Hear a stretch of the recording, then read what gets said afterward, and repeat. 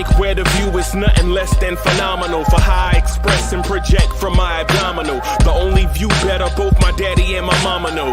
No living parents, my sons give me balance. My wife is my serenity, this mic is my identity. The world is foul enough, that's why I write without obscenities. Provoking danger with broken language and spoken anguish. Begging to get hurt, why would you ask to go through changes? Yes, Lord, life's a chessboard, master the angles. Control the tempo, be the one who holds the info. Acknowledge is just as deadly as machete swings. When spoken, the truth is as potent as that Medellin. While others swear the style is free, I just let it ring. Our time is undervalued, soldiers make us better kings. My fans on my shoulder, reaching after better things. Today I take the shot, for them I'd rather set the screen. My mama told me follow my dreams. My daddy told me get it by any means. Stand tall, make him bow to a king. But I've evolved, you can see the result. Look in my eyes when you speaking to God. Life and for those who be caught up in using what I was called with the muse. I guess they call it proving I'm more than an artist. Penciling out my darkest while stenciling out a harvest. And storing what gets me from A to B, just like garages. Instrumental with collages. Envision what I've been drawing. Broadway to give you rhythm like the great Lena Horne. So bent on, found comfort in the storm. Find peace and on when you see them others perform. Organized chaos, outcast it like hey ya. Yo, party people in the place to be. What's good? It's your main man, Uncle Freezy, the number one chief rocker in Knicks universe. And welcome to the Knicks at Night podcast. I'm joined by Queen Steph from the Queen's Court. Dope Soul Sports Talk in the building. What's good, party people? Y'all want this party started right? Y'all want this party started quickly, right? Let's get it. Welcome to Blorange Tears. Queen Steph, how you doing? I'm doing very well. I appreciate the introduction. The invite to your show, and the intro is fire. I don't know if I've seen that. Yeah, we've been using that for like a year and a half. I need to update it a little bit. Nah, it's nice. Maybe I come in when that's already done. I like it. Yeah, man. Hey, salute to everybody in the chat. Salute to Miss Geraldine. Lee Larrabee, Kerry Cox, Mr. Vince in the building. What's good, y'all? Hey, Queen, before we get into this conversation, just real quick, I want to say thank you. I want to say thank you to everyone supporting the Blorange Tears podcast on Apple, iTunes, Stitcher, Spotify, and all the places that y'all go check out podcasts and download podcasts at. Listen, the reception is overwhelming. Me and my daughter were looking at the numbers the other day, and she was like, really, that many people download you? I was like, yeah, basically. So thank y'all for that. Thank you for all the people that are contributing on Patreon to help grow the channel, right? Thank you. Queen, now that those thank yous are out of the way, I have a question for you. And the chat, right? And my question is, what is the baseline performance for Leon Rose's front office? What is acceptable from this front office for Dolan and Knicks fans to move forward with Leon Rose? Right? Is it just a playoff appearance? Is it just bring in a star? Is it just replenish draft picks? Is it just add new talent to the young core, right? Is it just establishing a winning culture? Is it just establish stability? What I want to ask you, Queen, and others in the chat is, what is acceptable from this front office so that we can continue to move forward with them? That is an excellent question, and it is something that I've thought about in the past as well.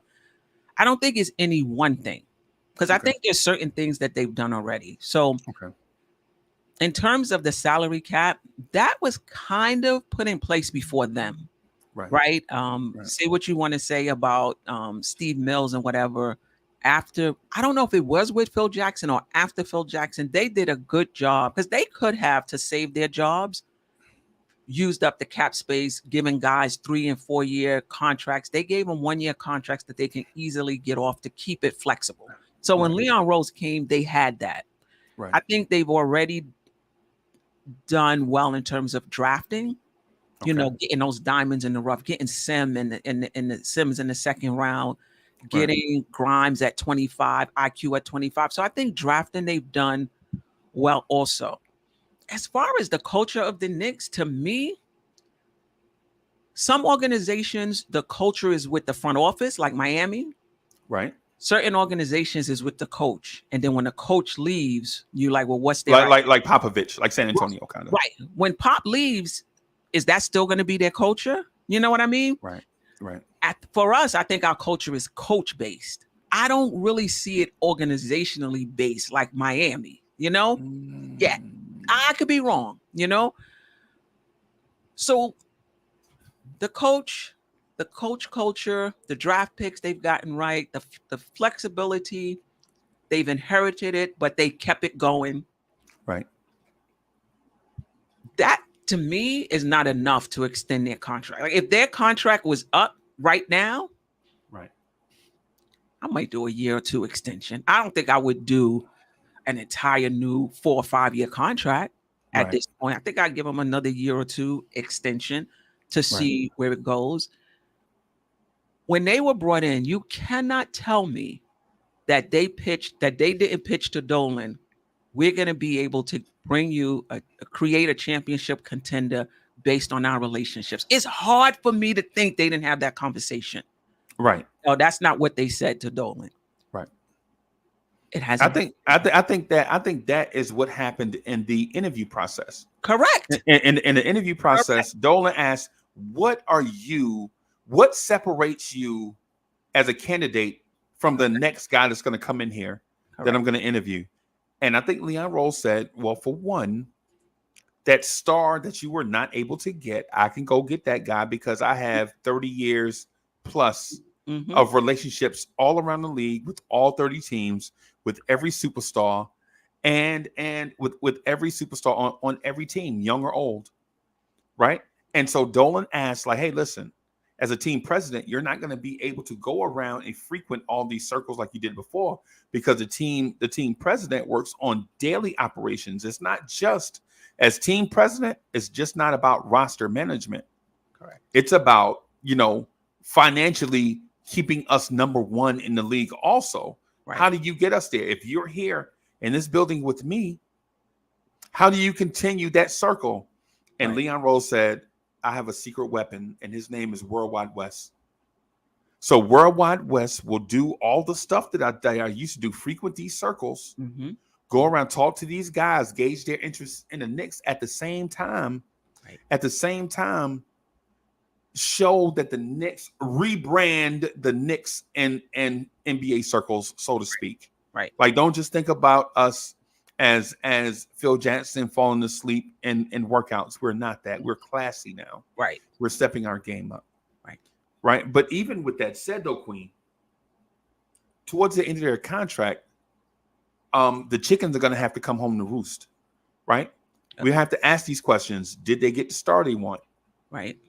Did they establish the culture that they said they were going to establish? Is it the culture that they wanted? Right. What are we a desirable destination now compared to where we were before I interviewed you? It's all these type of questions. It's all these type of questions. And so when I ask myself, or when I think about what this front office has done, as far as the draft picks go, I'm underwhelmed. Really? Yeah. Yes. Very. Very. Okay. And so I'm not saying that I don't like the players. I do like the players a lot. Right. But you see other organizations in rebuild mode add, say, Tyrese Halliburton's, they add Jaden Ivey's, they add Anthony Edwards's, they add LaMelo Ball's, they add such and such player. And during their time, we added Obi. But the only thing I would say to that is we weren't, other than Halliburton, we weren't in position to get any of those guys. It's not like we had like the top 3 pick and we had an opportunity to get Ivy. We had an opportunity to get Anthony Edwards, and we took somebody else. Or Like, LaMelo, yeah. right. We weren't in position. However, this is what I will say. There was talk of going up and getting LaMelo Ball. There was talk, I've heard of going up and getting Wiseman. There was talk of going up and getting Ivy. I do think for Ivy, they did give it their best effort, and Detroit said no. Right. I don't know how much they pushed for LaMelo and Wiseman. I feel like the Knicks front office is too conservative and hesitant. Right. Now, could that be because they're hearing things coming down the line and they want to stay flexible for that because they're hearing things through their back channels? That's possible. That's possible. But I just feel like you want LaMelo Ball, you go up and you get him. You know what I mean? You want Wiseman, go and get him. Go and get him. You know, how many times a business really wasn't in a position to sell? They didn't want to sell. Right. But somebody came to them with an offer they couldn't refuse. And the next thing you know, they explained it to their people, I had to sell. It wasn't my intention. I just couldn't refuse this offer. That's what the Knicks, I think there was opportunities for the Knicks to do something like that. Right. I agree with you. And it kind of struck me to my heart because I had a business, a transport business. And I went out of business. I had my vans just sitting in the yard. Wow. And you just walk up like, hey, man, what you going to do with all these vans? You look like a middle school back here. What you going to do with all these vans? And I'm like, man, I ain't going to do nothing with them. They ain't worth what such and such. And I was down. He was like, yo, I'll give you such and such right now for all of them right now. I was like, what? And he's like, yeah, right now. And I was like, nah, I ain't taking no check. You ain't gonna write me no check. He's like, man, you want cash? I was like, I'll tell you what, if you come back with a cashier's check for the amount that you said, you can have all of it, even the equipment on the inside. Wow. And the dude came back with that check. I looked at the cashier's check. It was from Wells Fargo. You know what? You can have them. There you go. Yeah, and so hey, you just got to be open like that sometimes. I mean, I get it. You know, some people's trash is other people's treasure. I get that. And in that case, it was right. So I understand what you're saying about you know the having the appealing assets, so to speak. But I'm still puzzled by them though, because I understand the Obi pick, and I was excited about Obi. The Grimes pick, I was like, what are y'all doing? Now I like Grimes, but in the moment, none of us knew. I was the same way. I'm like, Johnson from Duke was on the board, right? You know, right? And I'm like, what are we doing? Trading back. Like, what are we doing? We need talent on the roster. What are we doing? We need talent. Yeah. And at the same time, before the Obi pick, we watched the botchery, which was their free agent signing period, when they signed guys like Michael Kidd-Gilchrist. Remember we signed Michael Kidd-Gilchrist? Yep. Remember we signed Scala BCA? We cut Elfrid Payton and then had to go get him and bring him back. Right. Yeah, all of that. So I was like, yo, what are we doing? How do I watch Russell Westbrook get traded to Houston right in front of my face? How do I watch Chris Paul get traded right in front of my face? How do I see Dennis Schroeder move about, all these different moves, and we don't get any of it? We got to go ask Elfrid Payton to come back. The key signing, and stop me if this sounds familiar. Man, I used to coach with his dad. You know, his dad's a great friend of mine. Remember Doc Rivers and Austin Rivers? Remember that? Yeah. Sounds familiar, right? Oh, me and I love the son because me and the father have a relationship going back such and such and such amount of years. Chat, stop me if y'all heard the story before, where Leon Rose has a relationship with such and such as dad, and so is key to bringing such and such here. Y'all remember Austin Rivers, 3 years, $10 million? Right. So moves like that. So moves like that have me in this mindset where I'm thinking like, I'm not saying at first, there was a time, I'm not gonna lie to you, there was a 7 or 8 month stretch where I felt like they were totally inept. Totally. Like Mr. Magoo. And chat, I know some of y'all are not old enough to remember Mr. Magoo or Inspector Gadget, like the clueless detective, Pink Panther. Yeah, the clueless detective walking around. I thought they were that one time. I know, chat, y'all probably don't remember Just Google it because we don't have time right now. But I thought that was them at one time. But the more this year went along, the more I was like, we should exercise patience. But I think that we're at a time now where we can at least judge the halfway point. Is that fair? Absolutely. Absolutely. More than fair. Right. I'm the Sims pick at 58 to me was impressive. Miles McBride and Rokas Jokibitis, though. I like Jokibitis, but now it's looking like he's never coming over. He's probably going to be included in a trade. Right. Miles McBride has a to be determined. Quentin Grimes, in my opinion, is a to be determined also. His defense is elite in 17 minutes a game. Mm-hmm. He had a 105 defensive rating. That was better than Marcus Smart, right? But Marcus Smart took on the number one option every night and played 30 plus minutes. So those numbers, even though they're similar, they're not the same. Are you impressed by their free agent signings? No.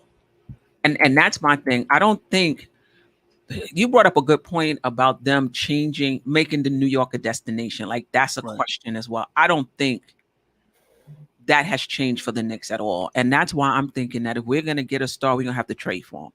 I don't think that narrative about playing in New York has changed.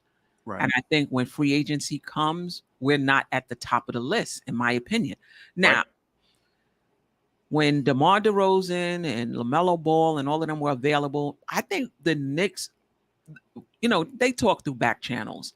And I think it got out that the Knicks were not willing to give, say, for example, somebody like not LaMelo Ball, Lonzo Ball, $20 million a year, whatever he was seeking. So I think that took the Knicks the Knicks took themselves off the table because they weren't willing to pay him that amount of money. That's why he signed with Chicago right away. I'm wondering if the Knicks were willing to pay, we might have had an opportunity at Lonzo.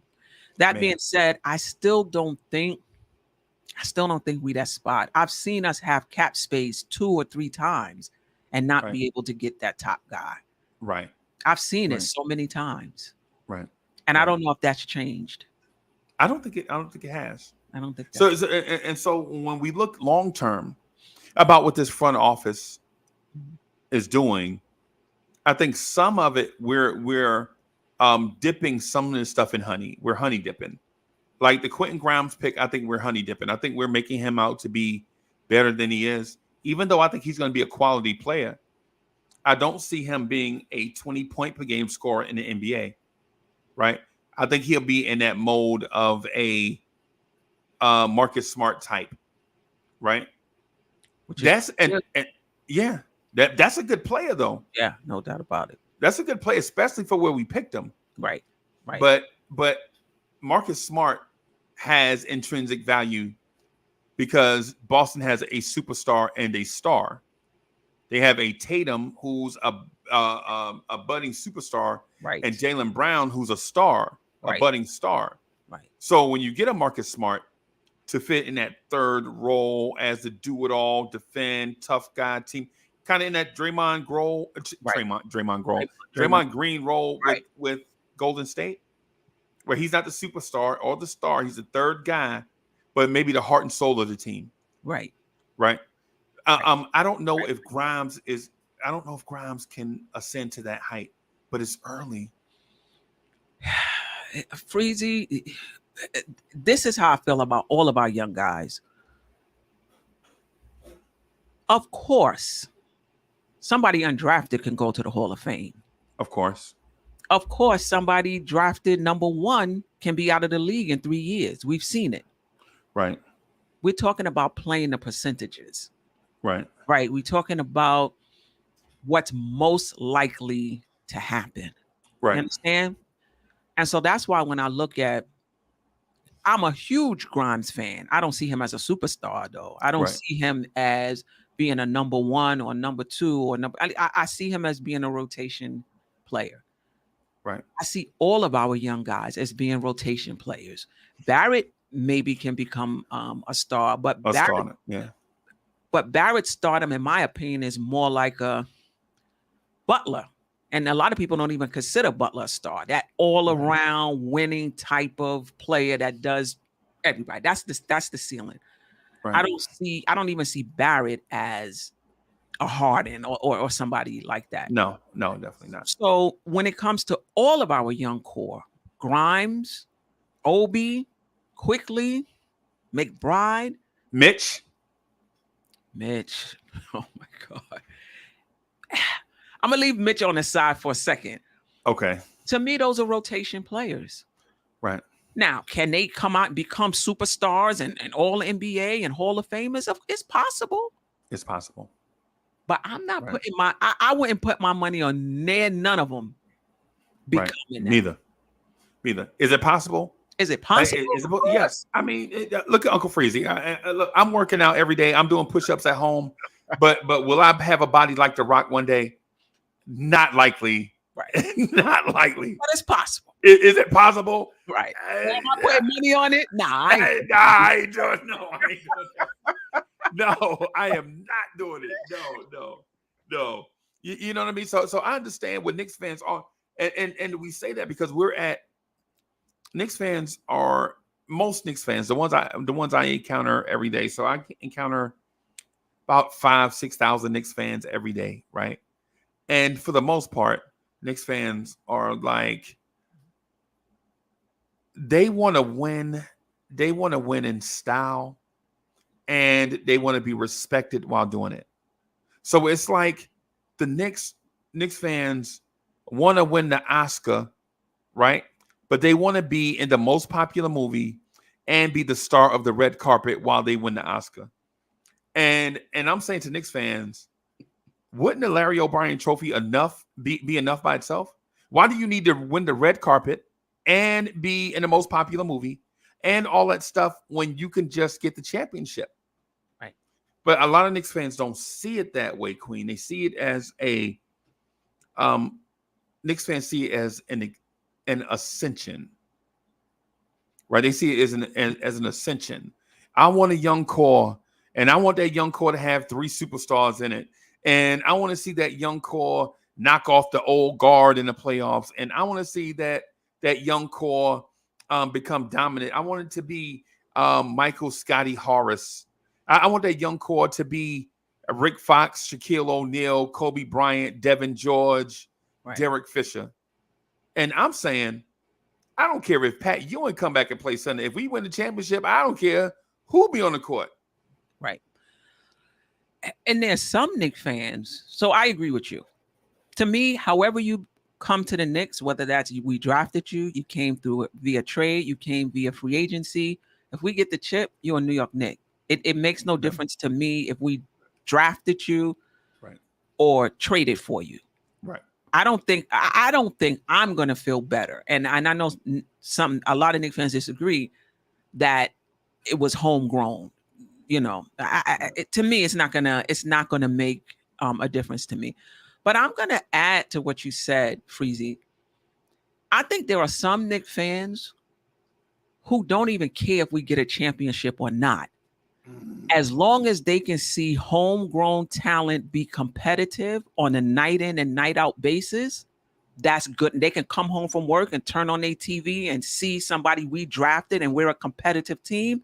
Whether we go anywhere or not, there are some Knicks fans that would rather have that than to have a championship with people we traded for, right, or signed in free agency. I'm not saying everybody, right, but there are some. That Chia Pet mentality, just being able to get your young guy and just watch him grow, right, is more important than winning the championship. Right.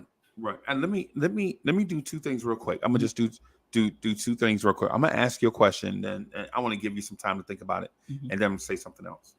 All right. So, do you think that fan base mindset that you just mentioned is one of the issues that befuddles this front office, right? And then the second thing, I want to talk to the chat. Listen, I put a link to Dope Soul Real Talk in the chat. Dope Soul Sports Talk in the chat. I want y'all to go and subscribe to the channel. So we're trying to get to 700. We're trying to grow the MBK family, man. Queen is putting out excellent content. We did a joint last week that was fire. It's got rave reviews. Just want to help. Just want to ask y'all help to help these YouTube stars. You know what I'm saying? Grow their channel, because there's a lot of content out there, right? And a lot of Knicks content. But is there a lot of quality Knicks content out there? So when we find quality Knicks content, we want to go ahead and support them channels. Also support the family, nothing but Knicks. So I don't know what the number is right now, but I'd like to get that number, or we'd like to get. Now, I didn't ask Queen this. I'm doing this. She's probably gonna be mad at me after the show. Like, man, you did. But listen, we want to get the channel at least past 700 subscribers before we get out of here. I'm asking y'all as a favor from Uncle Freezy to go ahead and support the channel. Queen, that question that I ask you, that chia pet mentality, do you think that is one of the issues that befuddles this front office?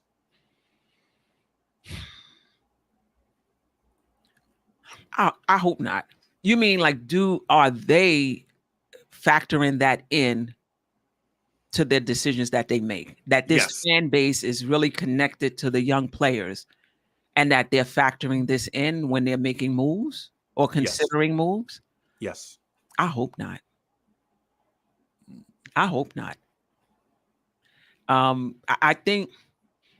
hope not, and I would say I don't think so. Because in my opinion, the Knicks front office was collecting assets for this moment. I don't think the Knicks were collecting draft picks and young players to develop them into stars. I think they were collecting assets in young players and draft picks to trade for a star if one became available. Okay. All right. Yeah, that's what I think. And I think that this is their moment, because this is what they wanted. Okay. When a star became available, we want to be in position. Right. This is their moment right here. Regardless who that star is, whether it was Damian Lillard, remember the Damian Right. Lillard? Yes. Or Bradley Beal. Remember the Bradley Beal thing? And now it's Donovan Mitchell. Yeah. And so, chat, I'm saying Damian Lillard, Bradley Beal, is this a case where it's like 3 strikes and you out? That's what I'm asking. Is it a case where it's 3 strikes and you out? You know what I'm saying? How much faith are we gonna get? How much faith are we gonna place in his front office? You know what I'm saying? Mm-hmm. So what I'm getting at is this.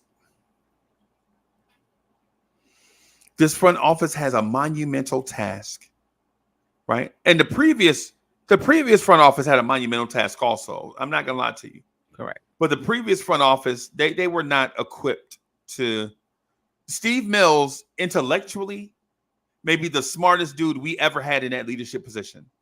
Right. But intellect and relationships are 2 different roads going to the same place. Because even though you're a smart person, if you can't build relationships, you might not get there. Right.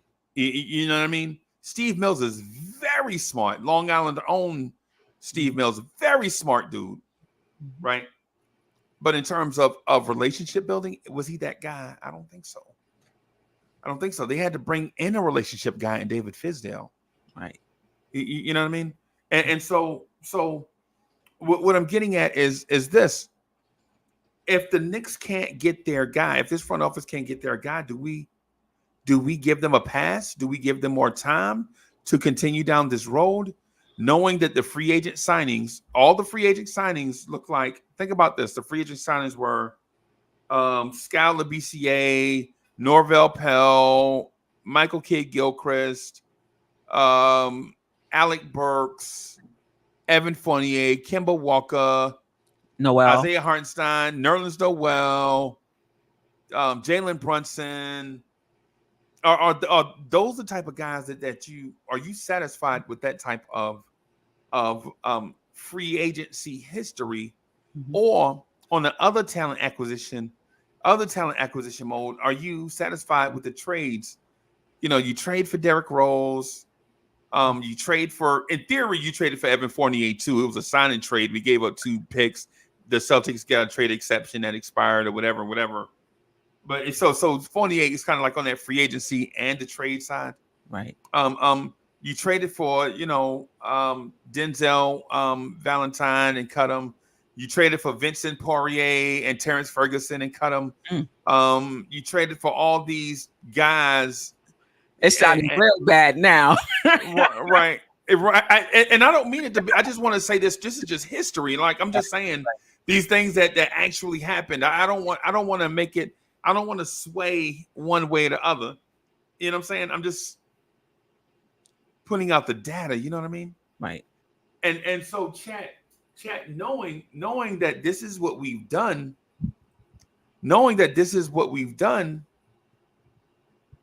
how satisfied are you with the progress? I'm not. Like, I know people are like, oh, they did a great job. And for me, I'm like, it's by the results. Right. We've made 1 playoff appearance and we haven't done well in free agency. You know what I mean? So for me, right. I'm not going to say the front office has done a great job. You got to do what you were hired to do. Right. Now, in all fairness to them, this is the first time they're in position, I think, to trade for a star. Right. So, right. With the assets needed to at least be at the table. Correct. Right. Correct. So, I mean, I think it's not like, they had 3 opportunities to get a star and whiffed on all 3, or 3 chances. This is the first opportunity that they're at.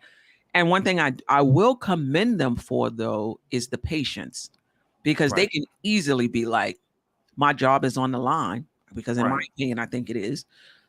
We may not get extended as a front office. Let's mortgage the future to make sure, give them everything they want to make sure we land the star. Right.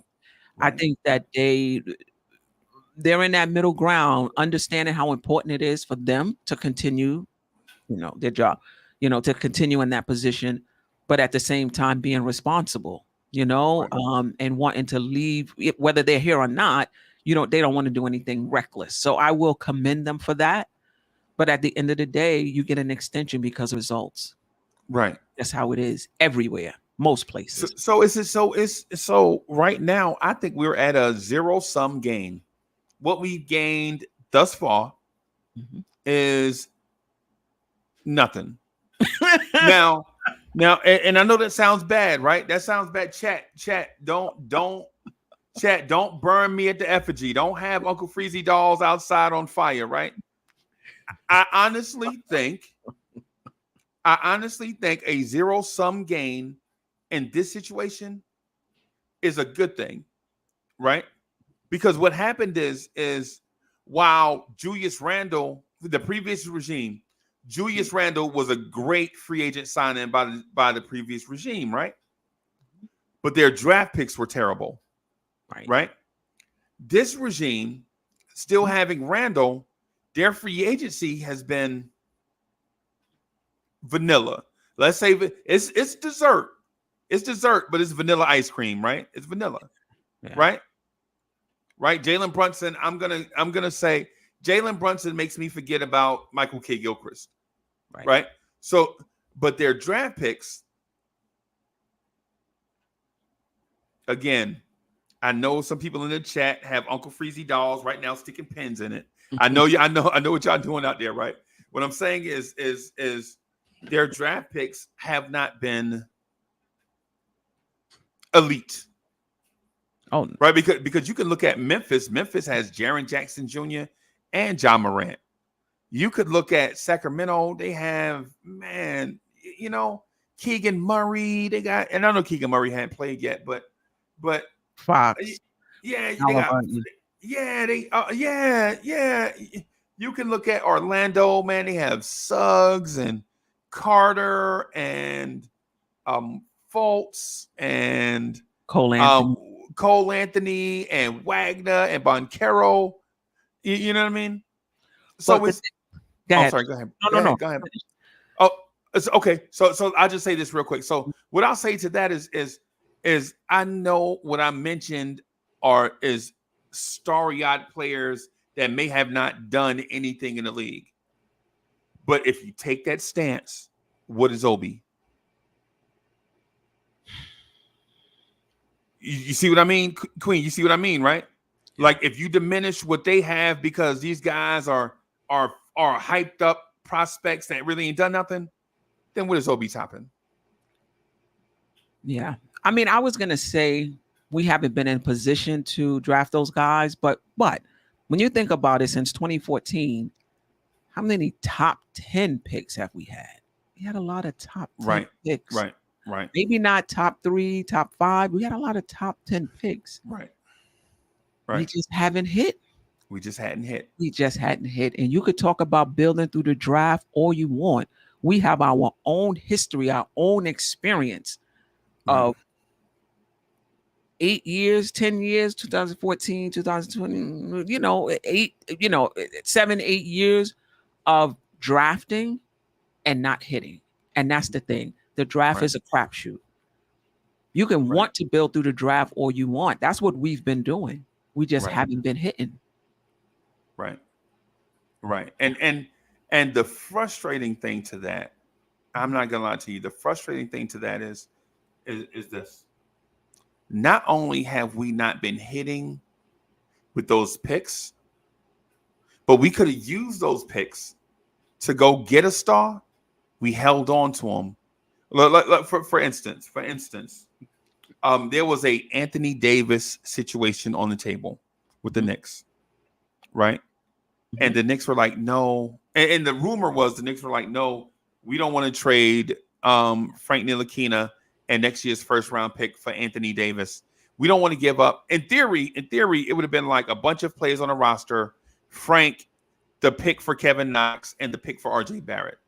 We don't want to give up all of that for Anthony Davis, and he stays hurt. Anthony Davis goes to LA. They win a championship. We draft Kevin Knox. We draft RJ Barrett, and we're still in the same position that we was when Anthony Davis was available. Right.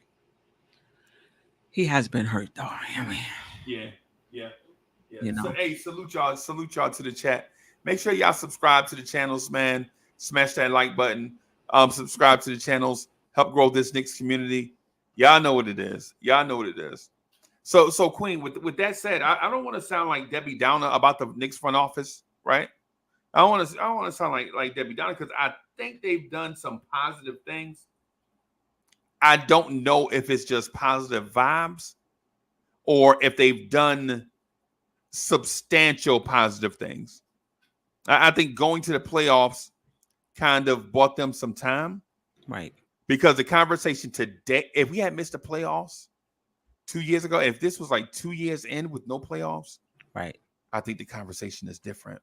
Right. Do you have faith in this organization's, this front office's team building? When you look at the roster right now, do you see this roster headed somewhere significant? What's significant? Like I think that this roster, if we don't do anything, can make the play-in. I think a lot would have to fall right for them to finish in the playoffs, meaning the top 6. Okay. RJ would have to take the next step. Randall would have to return to form. Brunson would have to be everything we thought he would be and a little something more. Our shooting, including our free throw shooting, would have to improve. So in order for us to finish in the top 6, a lot would have to go right. Right. But I think this team as presently, constituted can get to the playoffs. So substantial, a lot would have to go right for this team to make substantial, to be a substantial team.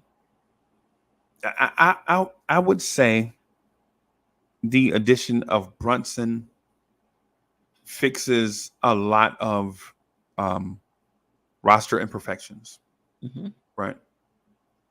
And shout out to the chat, by the way. Make sure y'all like and subscribe. For sure.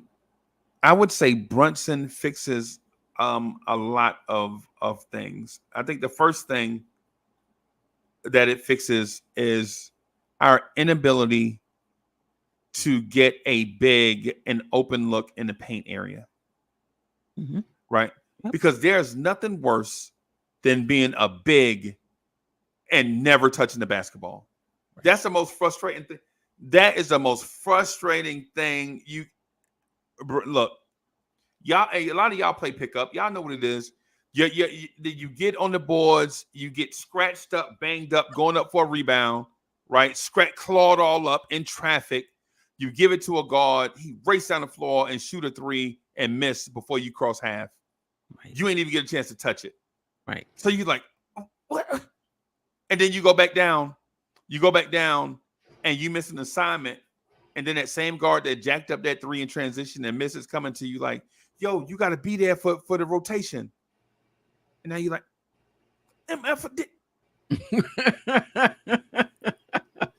y'all don't know, yo, for the people that ain't never played, man, for the people that ain't never played organized ball, there is nothing worse than screening, bumping cutters, fighting for rebounds, all this stuff, right? And then offensively, somebody come down and pull from 26 feet and miss. And before you can even touch it, you're going back the other way. Yeah, sure. All game long. You know what I mean? And so the fact that Brunson is here, he can run some offense to get Mitch some touches. I think Brunson and Donovan Mitchell, the addition of both, I think they turned the Knicks into a top 10 offense, not because of their offensive input, but because of floor balance. Right. And that's one of the things that we rarely talk about as Knicks fans, about how important it is to have a threat at all three levels. Have a threat at the rim, have a slashing threat, and a jump shooting threat. Right. When you just jump shoot all the time, your floor is out of balance. You can't win like that. Right. And people look at the Golden State Warriors as yeah, you could do it like the Warriors. Nah, bro. Everybody don't have Steph and Clay. Right. Every team, if every team had a Steph and Clay, their formula wouldn't work. Right. Theirs work because they have a Steph and a Clay. And so if you want to draw a comparison, look at the Spurs, where they had three levels of scoring, right? They had a Tim Duncan that can score around the rim. They had a Ginobili and Parker that can score slashing to the basket, that mid-range area. And then they had spot-up shooters all over the place, where if you dare double Tim Duncan, Robert Horry, Steve Kerr, Bruce Bowen from the corner could knock down threes. Mm-hmm. And I think what happens is when you bring in a Brunson, I think you get the mid-range and rim part together, the two levels of scoring. You bring in Donovan Mitchell, and I know Donovan Mitchell's not a three-point shooter, y'all. I'm not saying that he's Klay Thompson. Mm-hmm. What I'm saying is his ability to get to the basket at will gives Julius Randle and RJ Barrett open jump shots. And that's something Randle and RJ has never had consistently on a nightly basis since they've been a tandem. A guy that can create open looks for them so they don't have to grind so much during the game just to get a shot off. When you watch our offense, RJ has to grind to get a shot off. Randle has to pump fake, jab step, rip through, pump fake, jab step, just to shoot a contested 20-footer, right? Donovan Mitchell comes, and all of a sudden the defense's eyes are off of Randle, so to speak. I know they're going to defend Randle, right? But the game plan shifts from Randle to Mitchell to Brunson, and then now a defense has to stay honest, so to speak. Right. I mean, one of the things I hope, I agree with you. I think the Knicks will get more shots, better shots. But I really need RJ and Randle to get that percentage up. Now, I hear what you're saying, that, you know, it could be that a lot of their shots were contested, and that's going to bring your efficiency down. I get it. Right. But they got a lot of open shots, and they just missed on their own. So I'm hoping that that's going to be better as well. Right. Oh, they missed RJ in that wing three. It's the RJ's a lefty, and I think RJ from that left wing three. I think I'm gonna pull up his shot chart. I don't know, but there's one wing where RJ, you're like RJ Barrett, come on, bro. This is the best. This is the best shot for a wing play in the game. Right here, centers like that straight on three, wing players like that wing three, right? And that corner three is the closest of any shot, of any three, right? Yeah. He takes most of his shots on the 3-point shots on the right side. But let's see what the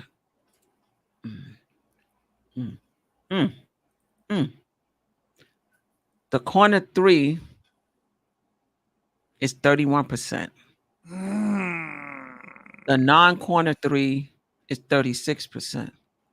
Right. At 31% for corner three, he's at the 13th percentile for his position. That's trash. Which means that 87% of the wing players at his position shoot better than him in that corner. And in the non-corner, he's 56, which means 44. Right? Did I get that right? 44%. Right. Of the players at their position shoot better than him. Right. And that non-corner, well, that's not true. At the rim, 15th percentile. Yeah, that's trash. Short mid-range, 21st percentile. Long mid-range, 32nd percentile. And this is just an aside because I know we're not talking about RJ Barrett. But if you're going to take the bulk of your shots from the free throw down, and he does, I believe he takes like 60% of his shots below the free throw line. Right. You can't be in the 15th and 21st percentile. You just can't. Like basically you're saying this is my bread and butter. Going to the rim below the free throw line, this is where this is my bread and butter. Right. If that's your bread and butter, you got to be good at it. Yeah, you got to be good at it. You got to be good at it. That's all I'm saying. And so the frustrating part to RJ Barrett's game, those numbers are very frustrating from a fan's perspective. I know they're frustrating him, right? Chat, this is for y'all. At what point do you consider cutting bait with RJ Barrett? Ooh. Freezy, you then got me up here. Well, they don't know where I live. You done got and some ish right now with the tough topics. Wow. Well, it's one of the things that we like to, and it's the reason why when the chat is wide open, we go at it in here. Yeah. You know what I'm saying? Because we have to consider. Okay, so I'll say this: would you, if there was a situation to go get a Jaylen Brown type player, you had to pay for him, or keep RJ Barrett at the same position, would you consider it? I say yes. Because I heard the numbers. I heard the numbers, and it's on us whether we want to take a leap of faith, thinking RJ will get better, or cut bait and move on. And the thing about it, in the situation of Jaylen Brown or Brandon Ingram, if he were to become available, you're talking about other young players. You know what I mean? It's not like, oh, I'm not going to take this leap of faith and I'm going to sign this 32-year-old injury-prone player. Right. You're saying, I'm not going to take this leap of faith and I'm going to trade for a young guy who's only a few years older than RJ Barrett and who's proven in this league. Right. Right. That's called mitigating risk, in my opinion. Right. That's what it's called. Right. It's called mitigating risk. Of course you have to do that. Right. Right. And so I don't know how you knew that, but I used to do loss mitigation. So yeah, I used to do loss mitigation a long time ago. Like you know what I'm saying? Like trying to, but anyway, y'all don't want to hear about my boring. Y'all don't want to hear about that. Y'all want to hear about RJ Barrett, right?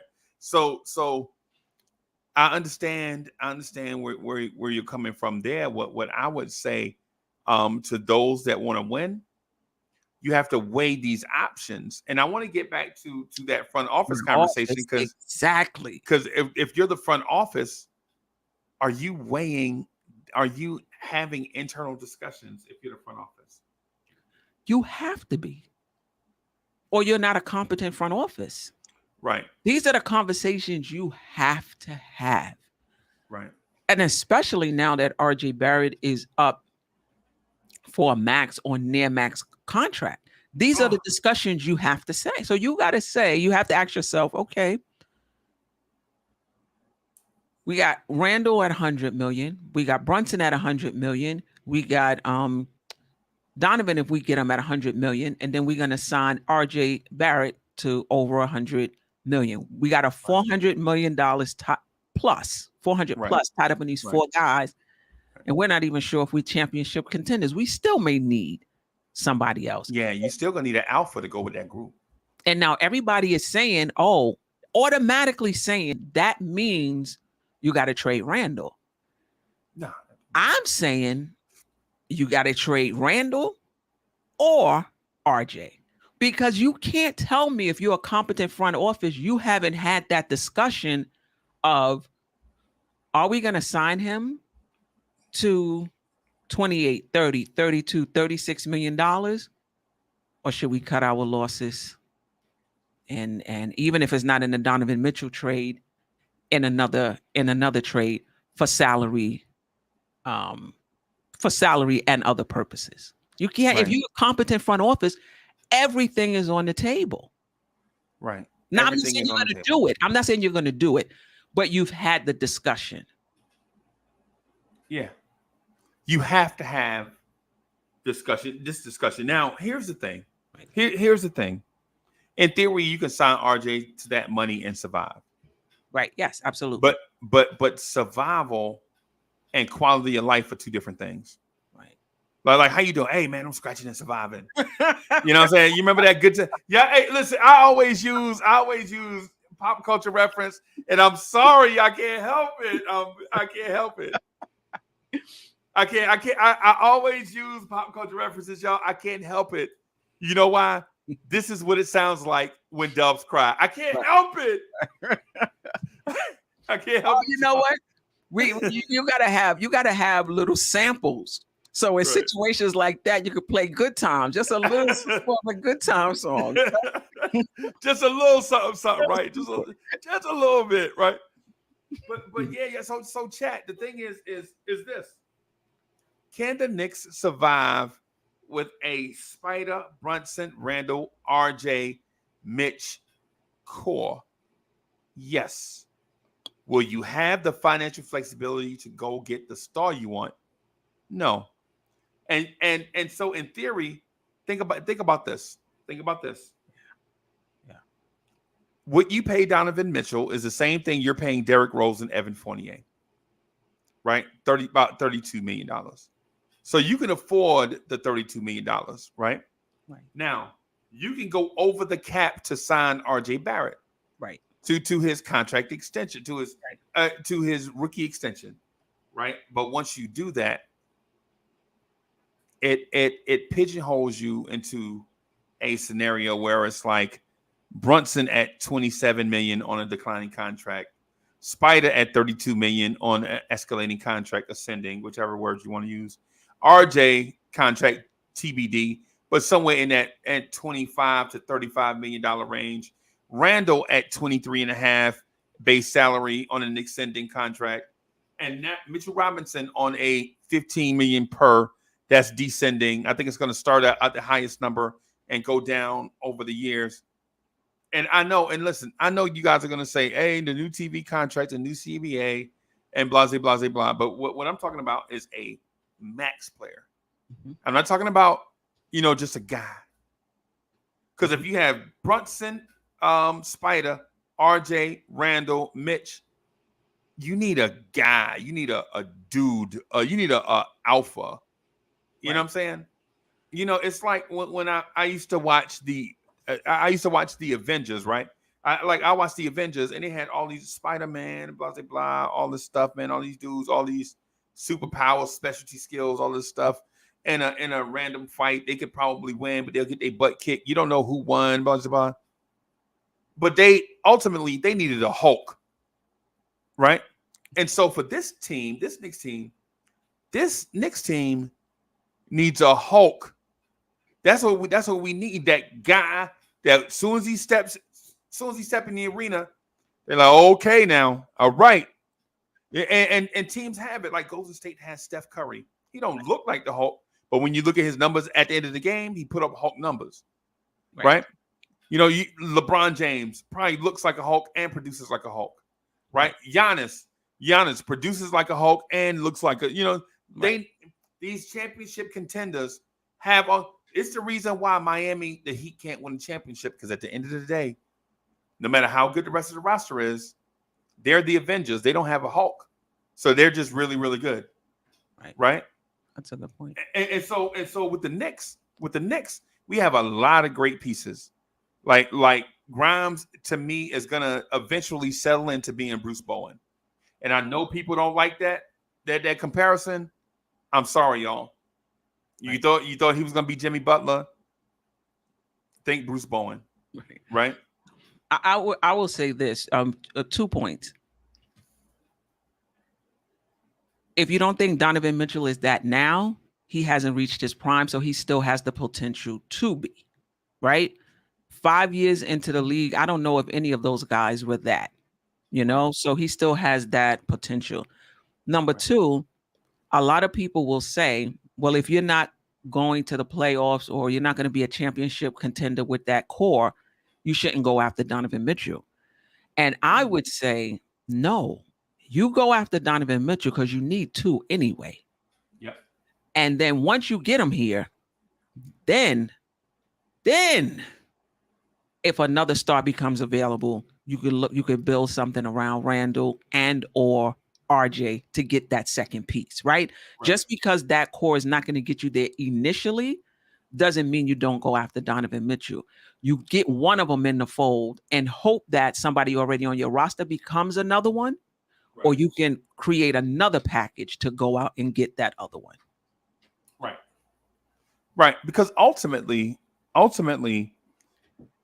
you can always look down the road and piecemeal another trade together. You could trade a Brunson and Randall together to go get a guy. Correct. Right. You can trade an RJ and a Mitch for something. Right. You can, but once you see the Knicks don't have a centerpiece, is what I'm getting at.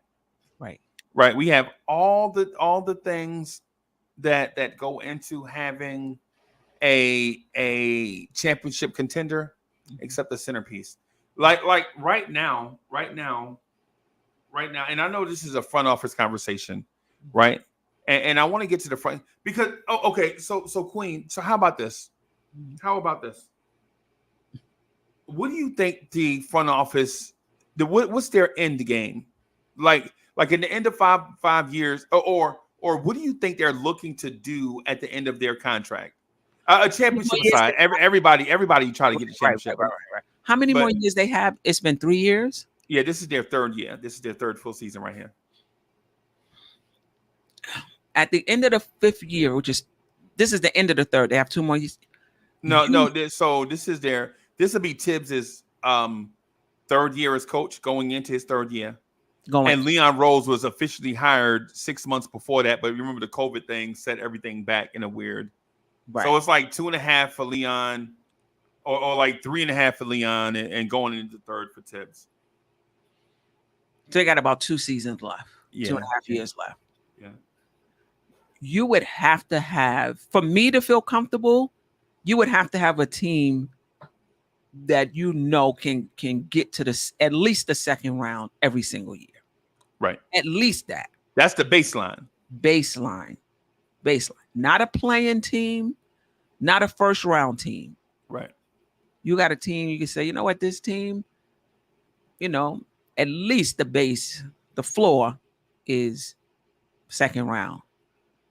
Ceiling, if everything goes right, could be Eastern Conference, finals, but at least a second round where I feel comfortable. Like, yeah, I think we need to rock with them, because I believe there were some moves that the Knicks left on the table. Right. that they could have done things before then, but they put everything into this basket for this moment. There were other Right. moves that could have been made. Right. This is your moment. This is your And so, and are you saying that you have to employ the I forgot, it's a corporate reference, but basically when you get the hammer, you have to swing it, because you never know when you're going to get the hammer again. And that's another thing. Like us as fans, we like, yo, don't give up nothing. Give up a Philly cheesesteak and a bag of Lay's potato chips. And if they don't want it, move on and wait for somebody else. Right. But the fans don't have a timeline. Front offices do. Right. And that's the difference. That is the difference, right? And so what I would say to that, because that's a very smart take. And the reason why I think it's smart is because I think if they don't get Donovan Mitchell, I think they get into that mode where they're running out of time. Like the sands of the hourglass, these are the days of our lives, right? That moment, right? When they notice that that they notice their mortality, so to speak, right? It's like when I realized I couldn't dunk no more. Like I say, hey, give me, but man, I get on the break and I jump and like, hey, man, this rim must be 11 foot high. No, it ain't. No, it ain't. No, that rim ain't no 11 foot high, bro. You enjoyed that mac and cheese too much. That's what was going on. You know what I'm saying? Man, who put this rim way up there, man? Y'all must be. Y'all need to fire y'all. And and when I realized I'm not a dunking dude no more. Now I'm like, oh boy. Now do I have to be the old man jump shooter? Do I have to be the old man rough and tumble? Everybody come through here, I'm bumping everybody regardless what color they got on. Mm-hmm. That's me now. When we get out and play, everybody come through the paint, I'm bumping everybody, right? And that's why I think that the front office like accumulated all these. First of all, I think they overestimated their ability to operate. No doubt. I think that's the first mistake they made. No doubt about it. They overestimated what they could do, right? Because as soon as Leon Rose got the job, Knicks fans were online looking for Chris Paul jerseys. Remember that? Oh, him and Chris Paul are best friends. Right. Who's got on number 3 right now? Whoever got on number 3, they have to take that off. Chris Paul is definitely coming. And Chris Paul chose the Phoenix freaking Suns, who at the time were not championship contenders. They were nobody. Yeah. They got hot in the bubble. They won like 8 in a row. Yep. They were nobody. Their number 1 pick looked like he might be, and I'm saying this lightly, he might not have popped like the other picks in his draft, like Luka and Trae Young. At the time, you're like, oh my goodness, man, Ayton and Bagley went ahead of Luka and Trae Young. Right. That you know what I mean? Right. That was a lot of people's thinking. Now, is he a quality big? He definitely. Right. Definitely a quality big. I'm not diminishing what he can do. Right. But they were not attractive like that. Right. And that was the first thing, was like, okay, this is what y'all was hired. This is what y'all was hired to do. This is based on relationships now, and we couldn't get Chris Paul. And we couldn't get Chris Paul. Right. Right. And then there is a trail of misses all along the way. There was after we cut Elfrid Payton, Fred VanVleet turned us down. Remember, Fred VanVleet didn't even give us a look. We're like, hey, well, if you don't get Chris Paul, we'll just get Fred VanVleet. And if Fred VanVleet don't deserve all that money, we'll just give him $18 million. Nah, man, Fred VanVleet, NBA champ. Y'all know he deserved more money than that. Right. Oh, right. Sometimes you got to overpay. That's just it. Sometimes you have to, what people would consider overpay. Sometimes you have to, especially the Knicks and what our history has been. Right. So we missed on Paul. We missed on Fred VanVleet. And then we missed on Westbrook, which was odd. I'm like, okay. So we missed on. And then the thing that made it bizarre is when we got turned down by Jeff Teague and DJ Augustine. And so I'm like, damn, we can't even get Jeff Teague, old ass. We can't even get Jeff Teague. We can't even get DJ Augustine. He always looking for a job, and he chose not to come. Right? And then I thought they were the fallback options because they actually played for Tibbs. Right. So you can't go get anybody, and then we piddle paddle around with Frank and DSJ and Austin Rivers and Alec Burke. I'm sorry, not Burks, but Quickly. Right. And so you fit up, and then we trade for Derrick Rose, and then all is forgotten. Well, if we didn't get them guys, Derrick Rose he played here before, and Derrick Rose is New York. But I'm here to tell you that I remember all those misses. Mm-hmm. So I remember all of those misses, right? What I would also say to about this front office is they have done an exceptional job with cap management. Right. Excellent, in my opinion. Mm-hmm. Right? Guys that aren't going to play, that aren't, guys that are only going to be here and play like 11 minutes, they're not overpaying them dudes. Right. They cutting them off rip, like Vincent Poirier, right. Terrence Ferguson. Right. They ain't gonna play. They not keeping them here. Iggy Brezdakis. Mm-hmm. Iggy ain't gonna play. Nah, he ain't part of the future. You know what I'm saying? So I think they've done an excellent job with cap management. But the only thing about it is when you have the penny pinchers mm-hmm. talking to free agents, it might not be the best look. Right. You know what I mean? Like LeBron, yeah, man, we'd love to have you, but yeah, you 37. LeBron right. Don't want to hear that. I'm LeBron. Right. He don't want to hear nothing about diminishing returns and third year base compensation, and he don't want to hear that. Mm-hmm. He want to give me the max and shut up. That's what LeBron is saying. So Queen, I kudos to them for cap management. Right. Kudos to them. I think they get a B+ for draft pick management, maybe an A, mm-hmm. because I think they the second round pick management has been excellent. Mm-hmm. Mm-hmm. Because Sims is a second round pick, he's got right. value.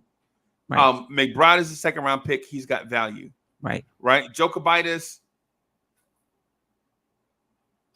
to be determined. Right. All number of the future second round picks we have, like 4 this coming year, and then like 3 the year after that, and then 2, and then something. Mm-hmm. So they deserve kudos for that, right? Because what's the last front office that you can remember where the Knicks had 3, 4, 5 picks going into a draft? No. I can't tell you when. And I think we got, I want to say 3 first-round picks next year. I don't know if all of them will convey, but right. I think our pick, Dallas pick for sure. Right. The Washington pick, depending on how they perform. Right. And there's another pick. Detroit. Think it's not likely to convey. Right. But on the books, it looks like 4. Mm-hmm. But in all likelihood, it'd probably be 2. Yeah. So. Yeah, boss lady. Yeah, boss lady. I think the jury is out on this front office. I just don't know. No doubt about it. Oh man. No doubt about it. And that's what makes this Donovan Mitchell trade, they know they need to get something done because this is what they were charged with when they got the job. And this is what they've been building up assets to get. Right. But at the same time, you don't want to be reckless. So they're playing that middle ground. It's about results, though. It's about results. And at some point, you have to get something done to put the Knicks on that trajectory that you sold. How confident are you in that? How confident are you that this front office can do that right now? I'm talking about today going forward, not what they've done in the past. Today going forward, how confident are you in them that they can do it? It's all going to depend on this move right here. I got to be honest. But prior up to this point, I'm not gonna say I'm very confident they can get it done because I feel like they've been conservative up to this point. Okay. I'm gonna very, very conservative. I would say I'm slightly. That's a very. I'm not gonna say I'm very confident or overconfident. I'm not gonna even say that. I'm gonna say I'm somewhat confident.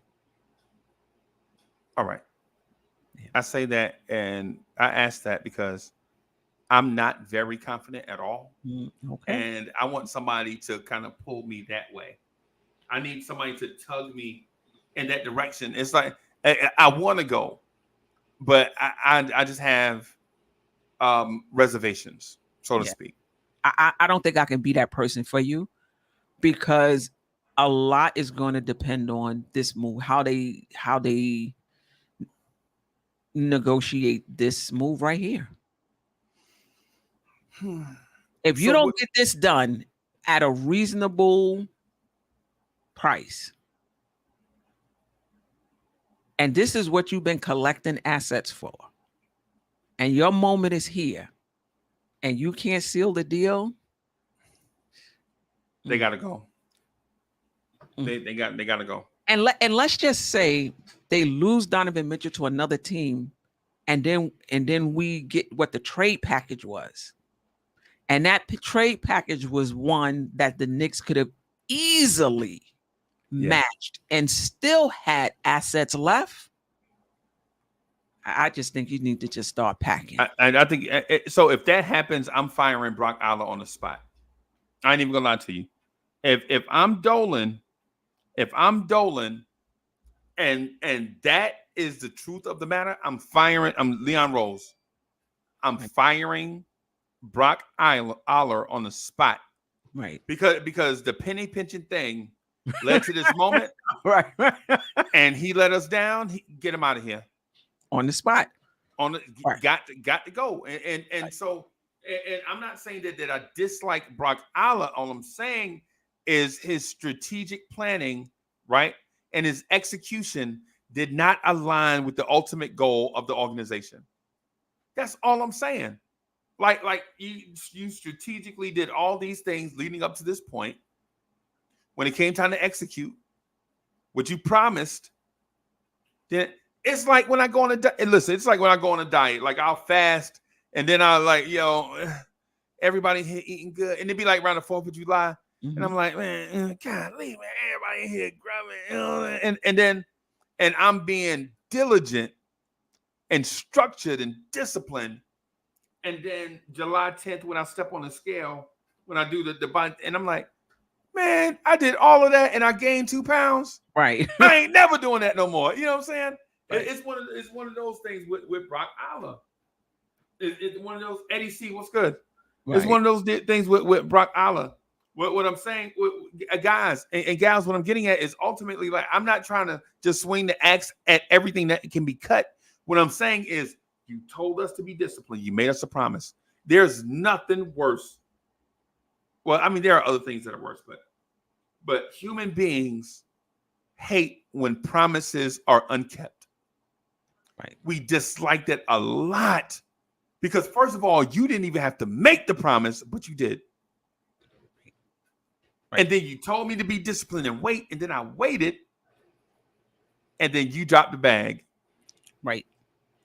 And here I am. I can't go back in time to the day before and hit the reset button. I can't do that. Right. Right. And so all those guys that we missed out on, all the Jaylen Browns, all of the DeJounte Murray, all of the Bradley Beal, all of the Damian Lillard, all those scenarios that we discussed in Knicks Nation, all of those have come and gone. All the Karl Anthony Towns talk, all of that has come and gone. Right. Because we waited for this one thing and you failed. So, got to go. Right. And I see they saying in the chat, how would that be the front office fault if the Jazz took a deal that wasn't better than ours? Cash out, James. Appreciate you. Evergreen, trades are reciprocal. We can't blame them. It's a two-way street. All I'm saying is, when that trade went down, so we can't say if a trade like that goes down, say Miami gets him, a 3-team trade or whatever, Miami gets him, and you say, oh, we can't hate on the front office because our deal was better. How do we know our deal was better? Right. How do we know our deal was better? They just chose Miami. That's not the front office fault. Yeah, it is. Yeah, it is. Because when you hear about that, you come back with a sweetener. You know what I mean? Get it done. That's it. Especially if it's 4 firsts and 2 players, say to another team. Right. I'm burnt. I'm like, we couldn't do that. You talking about extra salty? Oh my goodness. You talk, hey, I ain't, man. Right. And the only other thing I could think of, you got to be careful not to overplay your hand. Right. You got to be careful not to turn off a front office where you've been lowballing them and them fantasy trades, right? People lowballing you with these trades so that you so pissed at them that right. you're going to trade with another team. Now you coming with the correct office. Now, I don't even want to deal with you anymore because you've been lowballing me all season. I'm going to take this trade that's just a little worse than yours because I don't want to deal with you. Right. That's what I'm hoping is not happening, that the Knicks, knowing they're in a good position, overplaying their hands, super confident. Right. To the point that, we're not doing that. We're not doing that. We're not doing, to the point that Utah don't even want to deal with them. Right. Here comes somebody else with something comparable to the Knicks, maybe even a little lower. Let's go with them. And it's simpler to execute. Right. Right. Oh, let's go. Right. And so I would say to that, man, and there's one of the things I learned in my 1,000 years of being in business, and I'm not saying that I was the man. I'm just saying that I was doing it. I wasn't the man, y'all. I'm just trying to draw a parallel here. Yeah. The one thing that businesses hate is when other businesses are unprofessional and overtly over the top with it. Right. Right. And so that happened to us one time. We had to buy copiers. Right. Anybody here remember copy? You remember what it was like when you had a copy room, where you just had a room full of copiers, everybody be in that copy room just making wasting paper. We didn't know we was wasting paper at the time, but wasting paper, you know what I'm saying, to do stuff, envelopes and all that. When I think back to that time, it was disgusting. Now you could just send it off to a company and they'll do all that stuff for you and mail it. But back in the day, we used to have the station, the copy machine, then your boxes of paper, a table with a trifold thing. You put a thing on there and you turn the thing and it'll trifold it perfect. Mm-hmm. And then you had a thing where you slide the envelope across it to wet the label, and then you put it, and then it was crazy, right? Right. We talked to a guy, we negotiated, and he was like, yo, we got a machine that can do all of that stuff for you, all of this, where you could turn this room into a place where you can get extra desks for personnel, and you could just have one station, and you can operate this remotely, right? And if your traffic is so high, you can lease 2 of them, right? And he told us the price. And I was like, oh.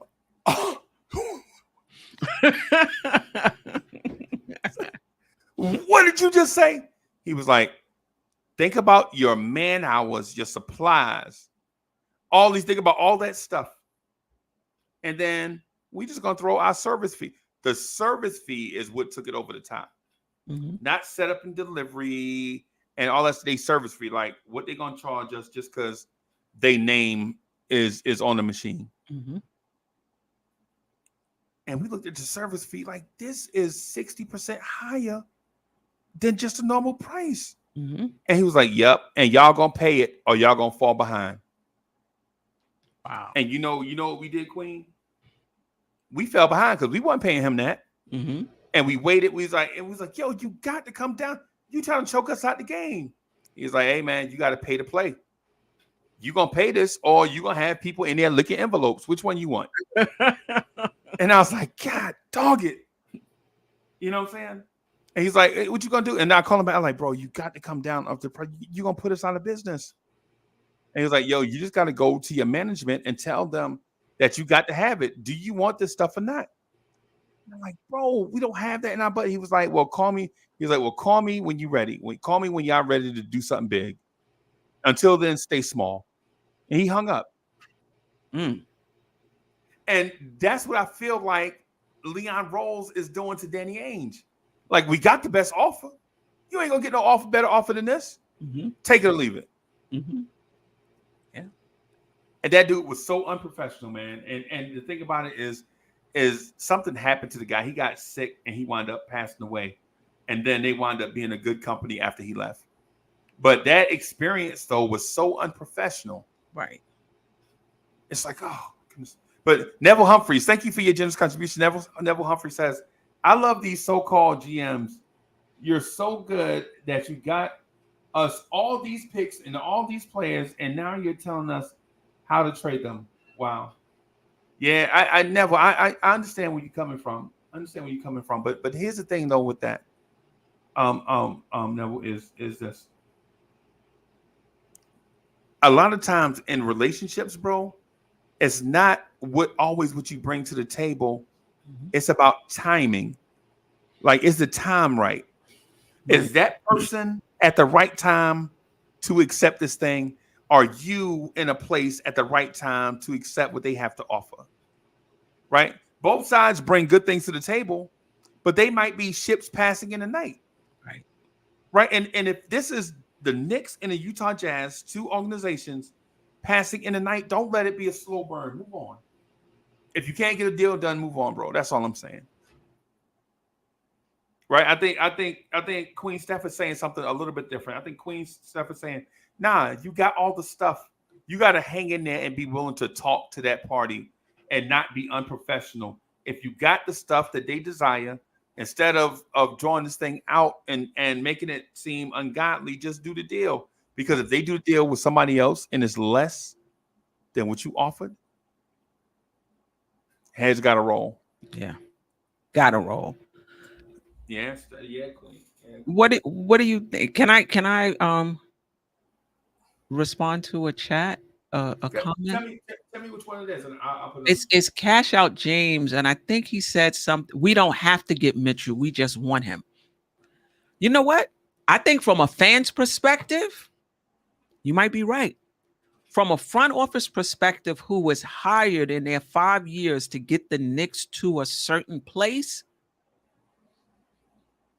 you have to get him. But I don't think but you got to get him at the right price. So I get that part too. Right. Do you think it's fair to say if they don't land Donovan Mitchell or someone comparable in the next year that their contract won't be extended? I think that's no, I think it'd be fair to say they're gonna be fired. Yeah. I don't think they make it that far. Because what happens is people discount the impact the fans have in the tri-state area. If they don't get say for I'm gonna do the for instance, and then I think what should be the best case scenario, right? Say for instance, they don't get Donovan Mitchell. They back away from the deal. Knicks fans are going to riot, right? Because not only did you not get Damian Lillard, you didn't get Bradley Beal, you didn't get Lonzo Ball, you didn't get Karl-Anthony Towns. Now you can't get Donovan Mitchell. What's the difference between you and Steve Mills? Right. You fired Steve Mills because Steve Mills couldn't get a guy.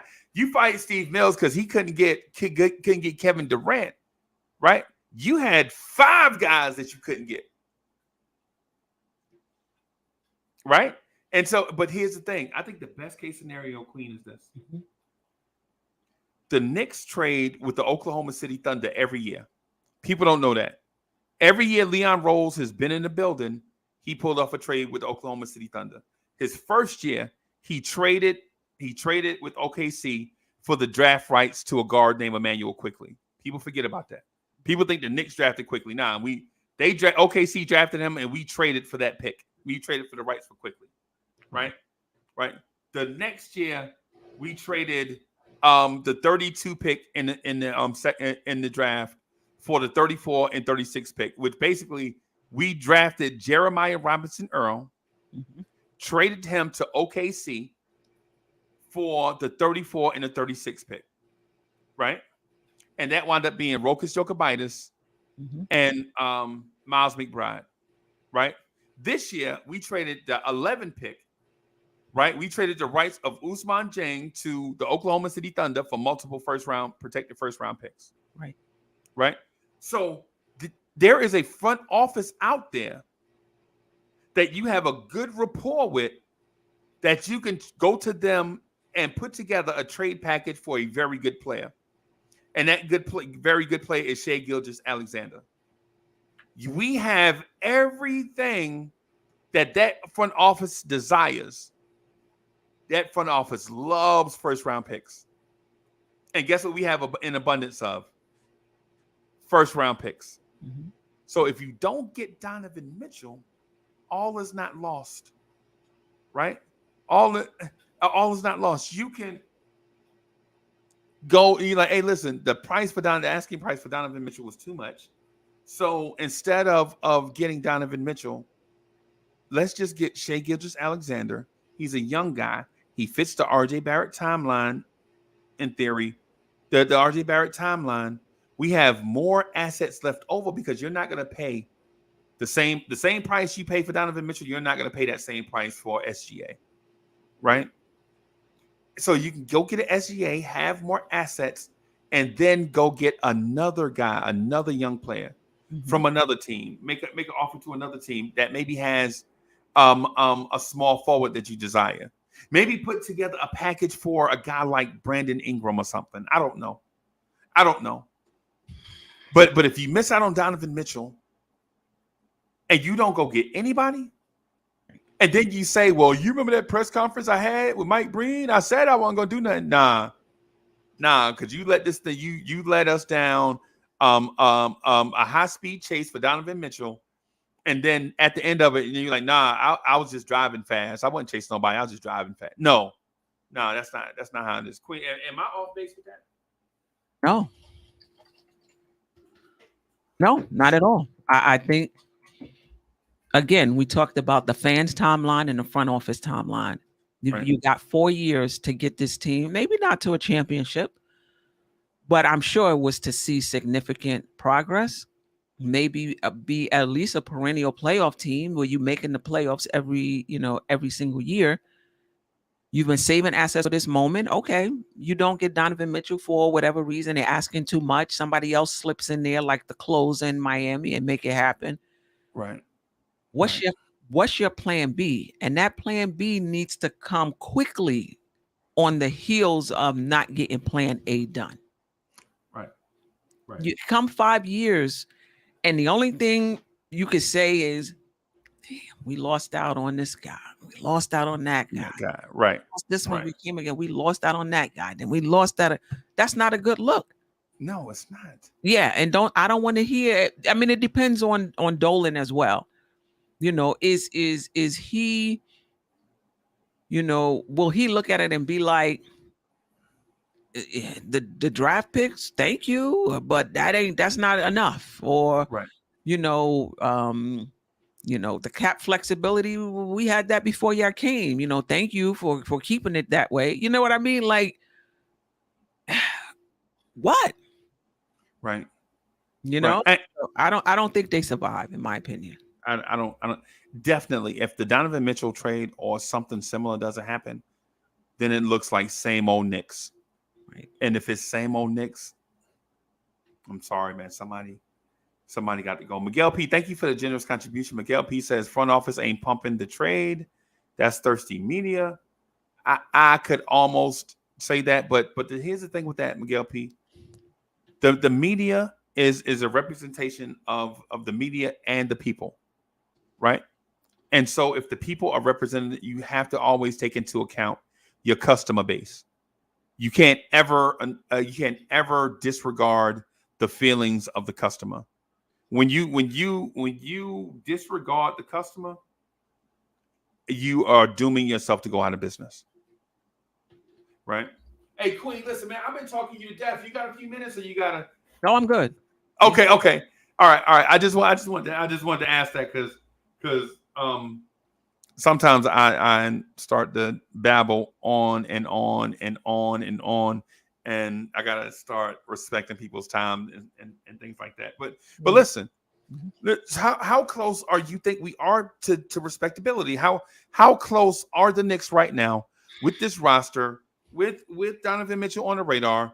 How close do you think we are to becoming something?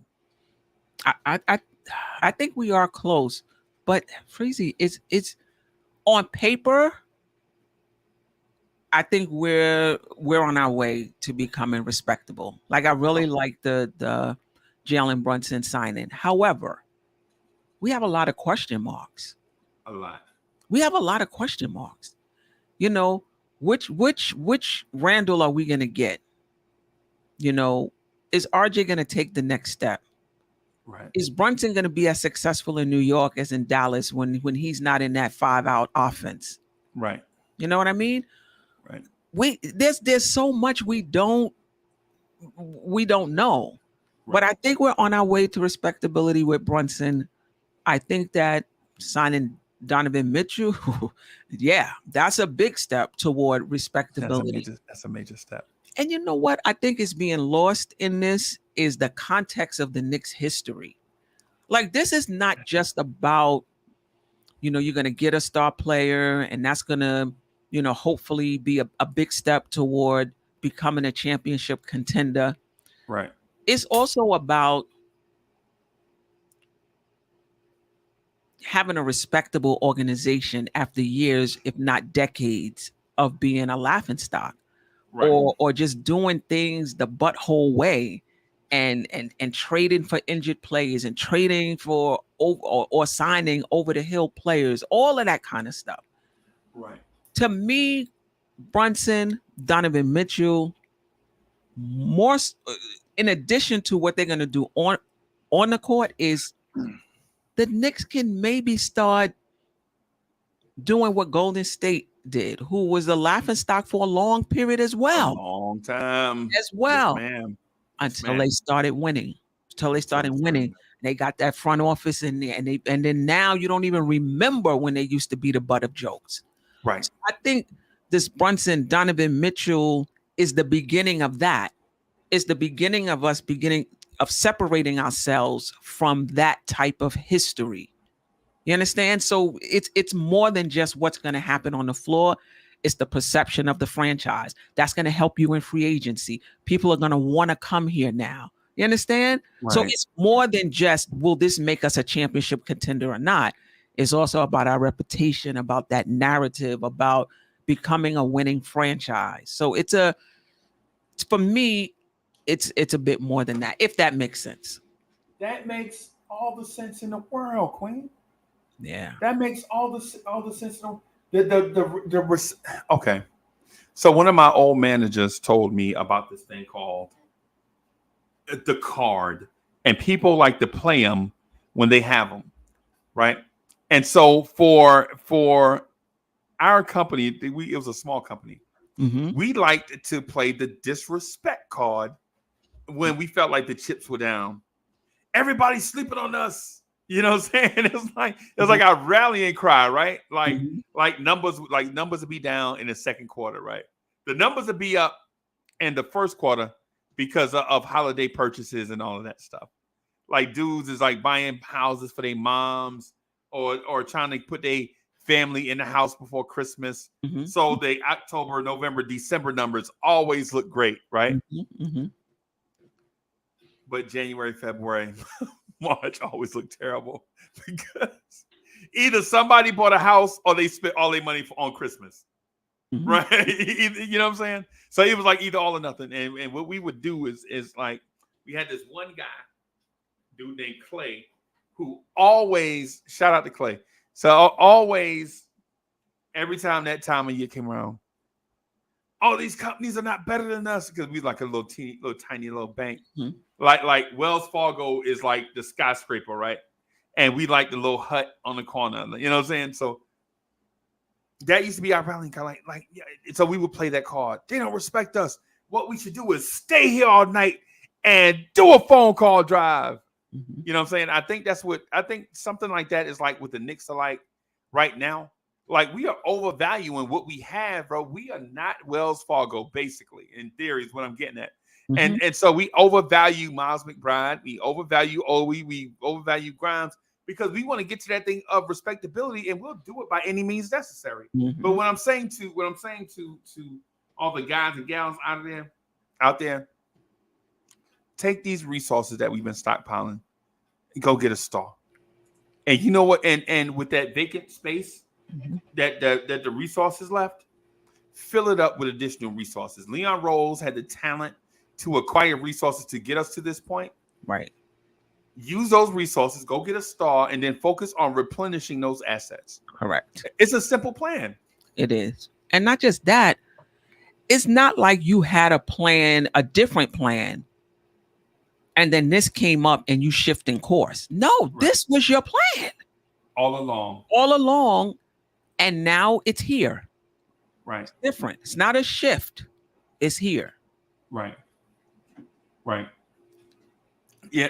So Queen. So I wanna kind of shift away from the front office a little bit. I want to talk to you about the young core, but let me ask you this before so we can put a bow. And guys, look, I changed ties like 4 times before I come on the joint, and now on camera it looks gray.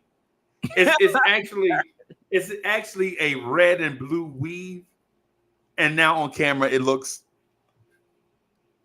I'm frustrated. That's why I keep looking down. I'm like, God, dog it. But anyway, so Queen, I think the front office has done an admirable job. But in the scenario with us, I think we needed the front office to do a great job, a generational type job. Like did they do a decent job? Did they not overspend? Did they accumulate assets?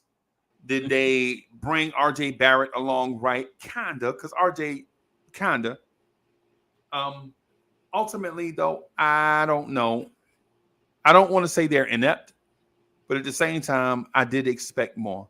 It's like, you know how you go to a restaurant, you hear all the rave reviews, and then you're like, everybody was tripping over this? Right. That's what I think about this front office. Yeah, and I think how I feel is that the jury is still out, and a lot of fans think they're a great front office because they're not as bad as our previous front office. But I'm not comparing them to the previous front office. You know, I'm comparing them to what their charge was, or what I believe they were hired to do. Right. And it has to be about the results. Right. We made one playoff appearance so far. That's facts. That's it. And what it seems like to me is that everybody is getting young stars and we're not.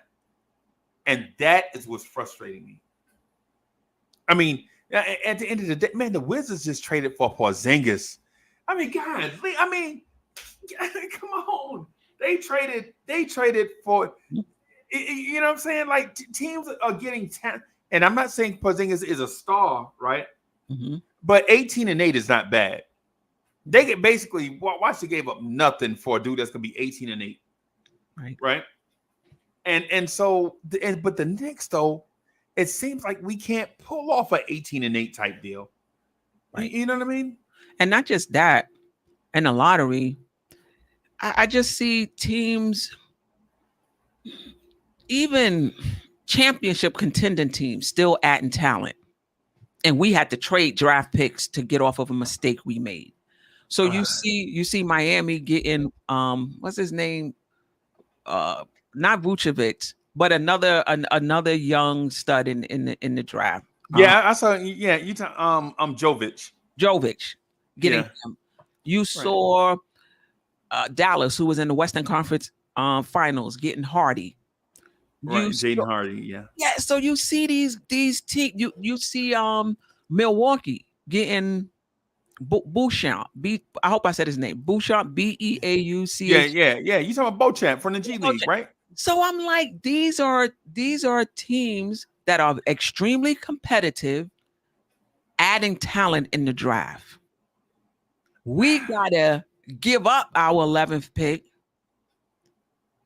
Well, partly because we wanted to have assets for this trade, which is another reason why you need to get it done, because you had an opportunity to add to the talent core, and you traded it for 3 picks because I'm hoping you knew this moment was coming up. That's why I'm not tripping over those 3 picks. We picked them up expressly for this, you know? Right. Then you swing a trade for Doran that you now have to give to Detroit to get off the Kemba trade because you need the caps. You understand what I'm trying to say? We couldn't add young talent to our core. We giving up other draft picks to get off of a mistake, while other teams are winning and adding talent to their and we added Trevor Keels. So that's what I'm saying. No, I'm not happy with the front office. I feel like they're competent. I feel like, I guess you could say they're competent, but when Kemba Walker had 1 year left on a $9 million contract, and you gave up Doran and a second rounder to get off of a $9 million contract that was expiring. Right. You do that because you have a plan. Right. And then, so now you better get it done. And this, to me, I'm glad we're talking about this, Freezy, because this adds another element to the trade. There were certain things you did. Right. So you could say mortgage the future so that you can have the assets because you knew Donovan Mitchell was going to become available. I have to believe that's why they did it. Otherwise, it doesn't make sense. That's exactly now you do it for this reason, and then you don't get it done. So now we don't have an 11th pick.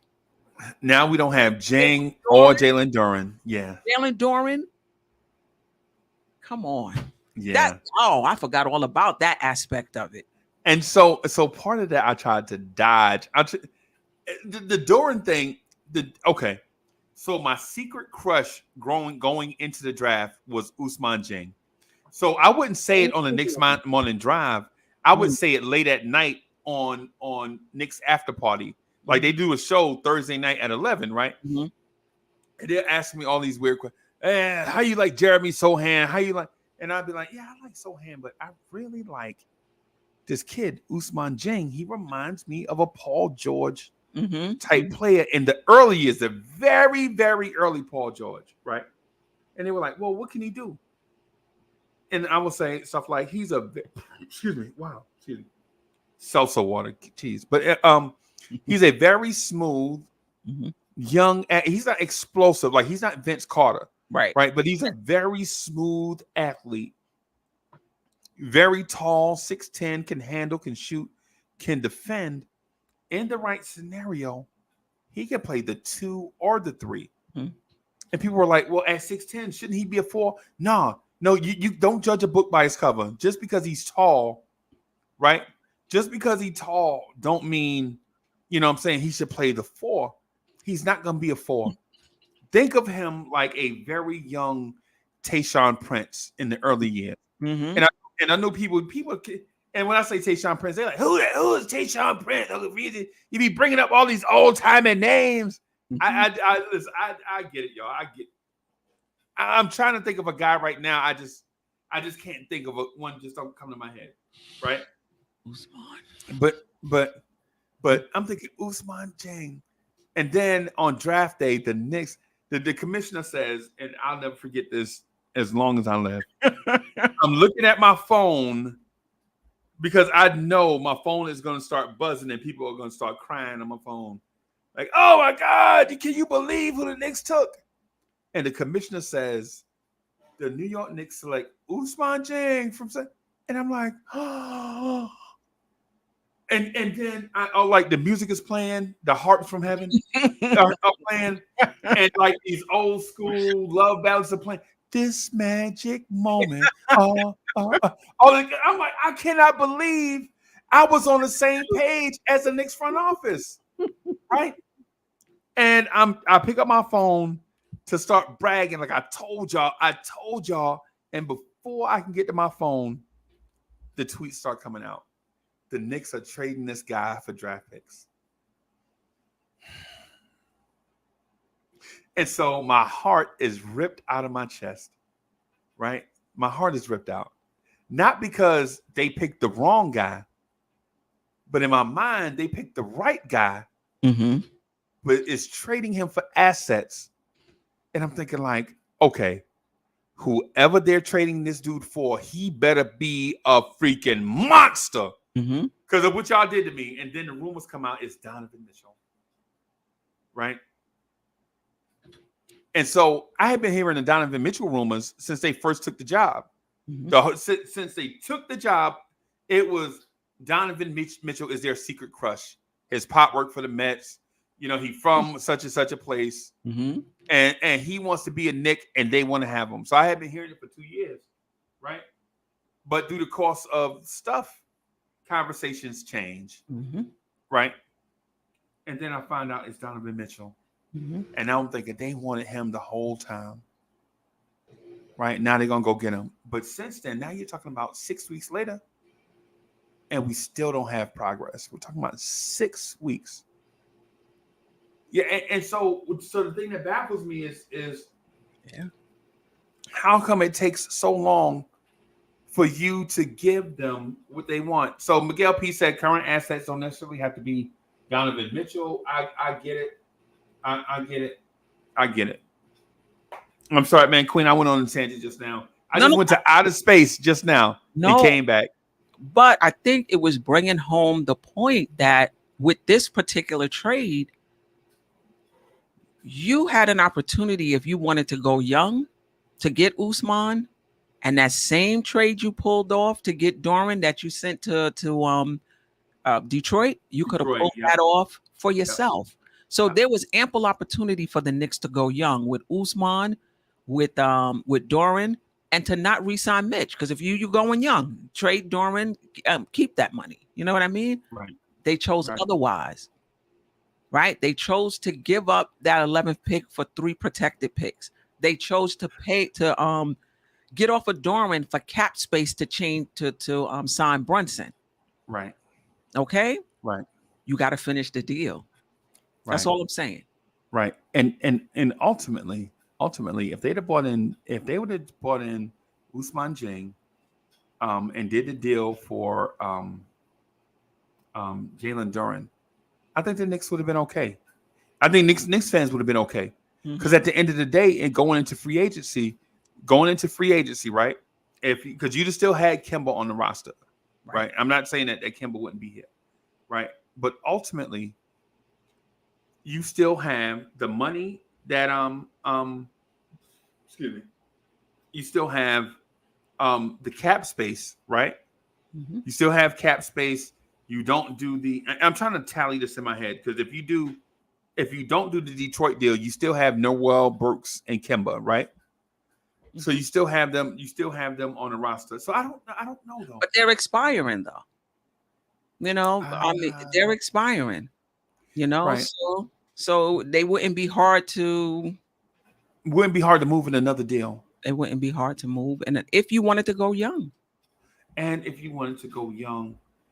see, because what I was thinking is if you didn't do if you didn't re-sign Mitch and just drafted Jalen Duren, you would have an $11 million difference. So you'd have $11 million in cap space, right?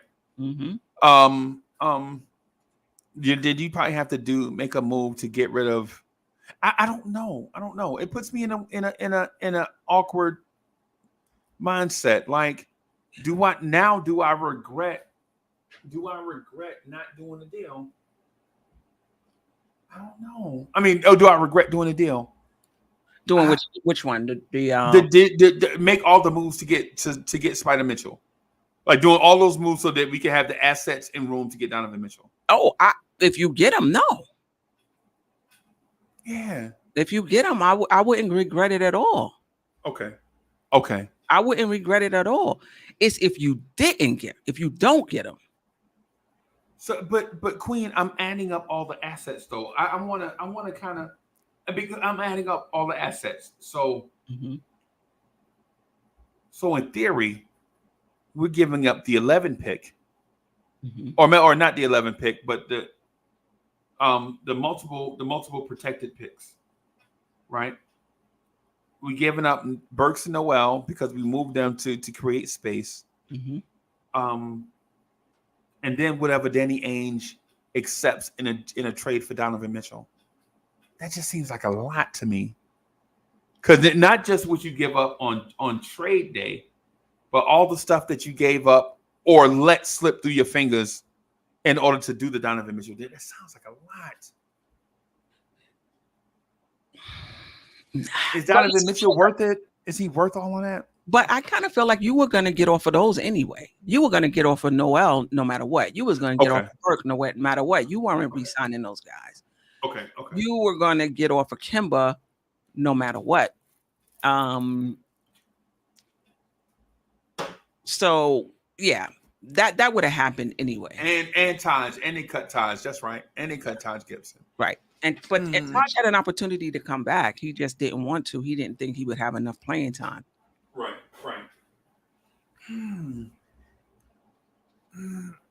Now it's so now I'm closer to the middle after thinking about all the wrangling they did just to be in this position. Now you remember how I asked for somebody to nudge me towards that side? Mm-hmm. Now I'm there. Now I'm like, yo, you got to pull up this deal. Right. But I feel like the opposite in a way. I feel like if you don't get it done and you did all of this wrangling and you weren't able to close, I feel worse. Well, I feel like that too. What I'm saying is okay. So if I can saying that you have respect for them for just getting like having the foresight to know what they're going to need and doing all of this maneuvering to get in position. No, I'm saying that I'm frustrated that the Knicks didn't add quality pieces to their young core for one. Because I would have loved if there is a scenario that we could have gotten Ousmane Dieng and Jalen Duren, I would have loved that, as opposed to whatever came down the road. I would have loved that scenario. Right.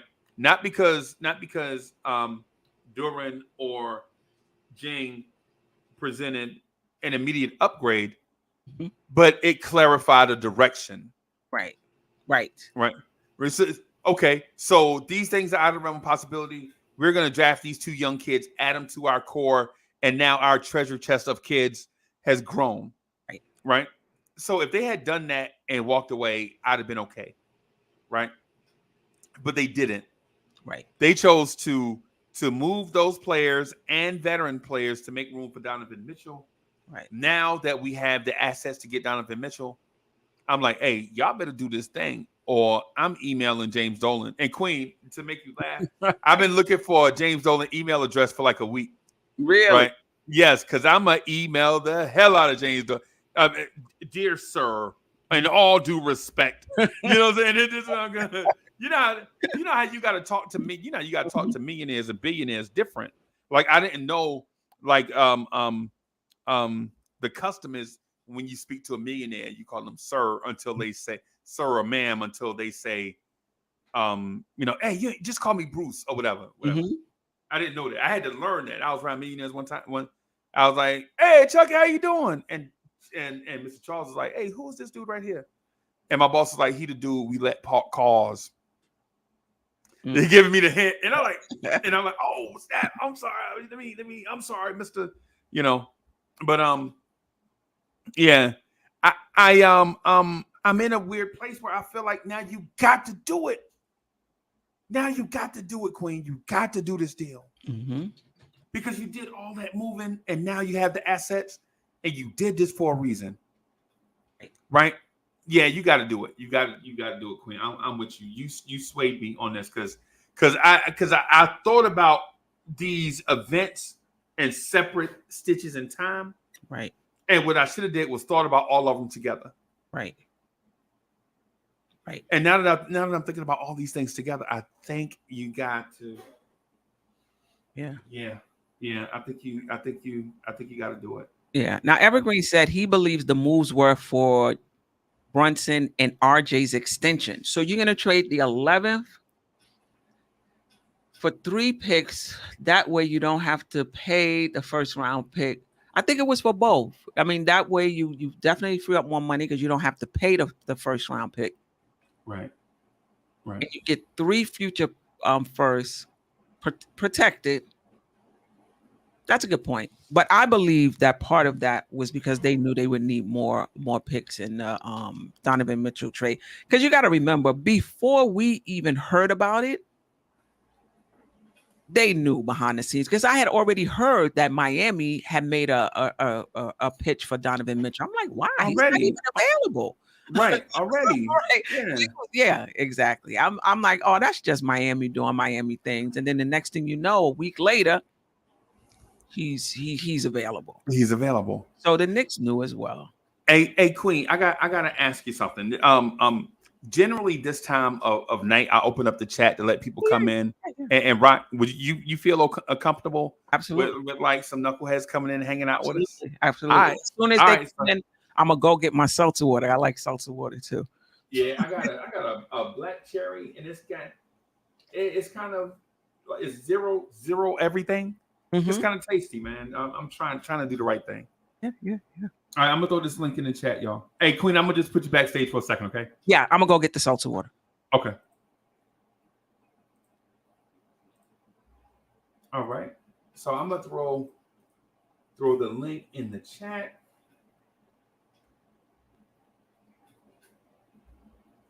All right.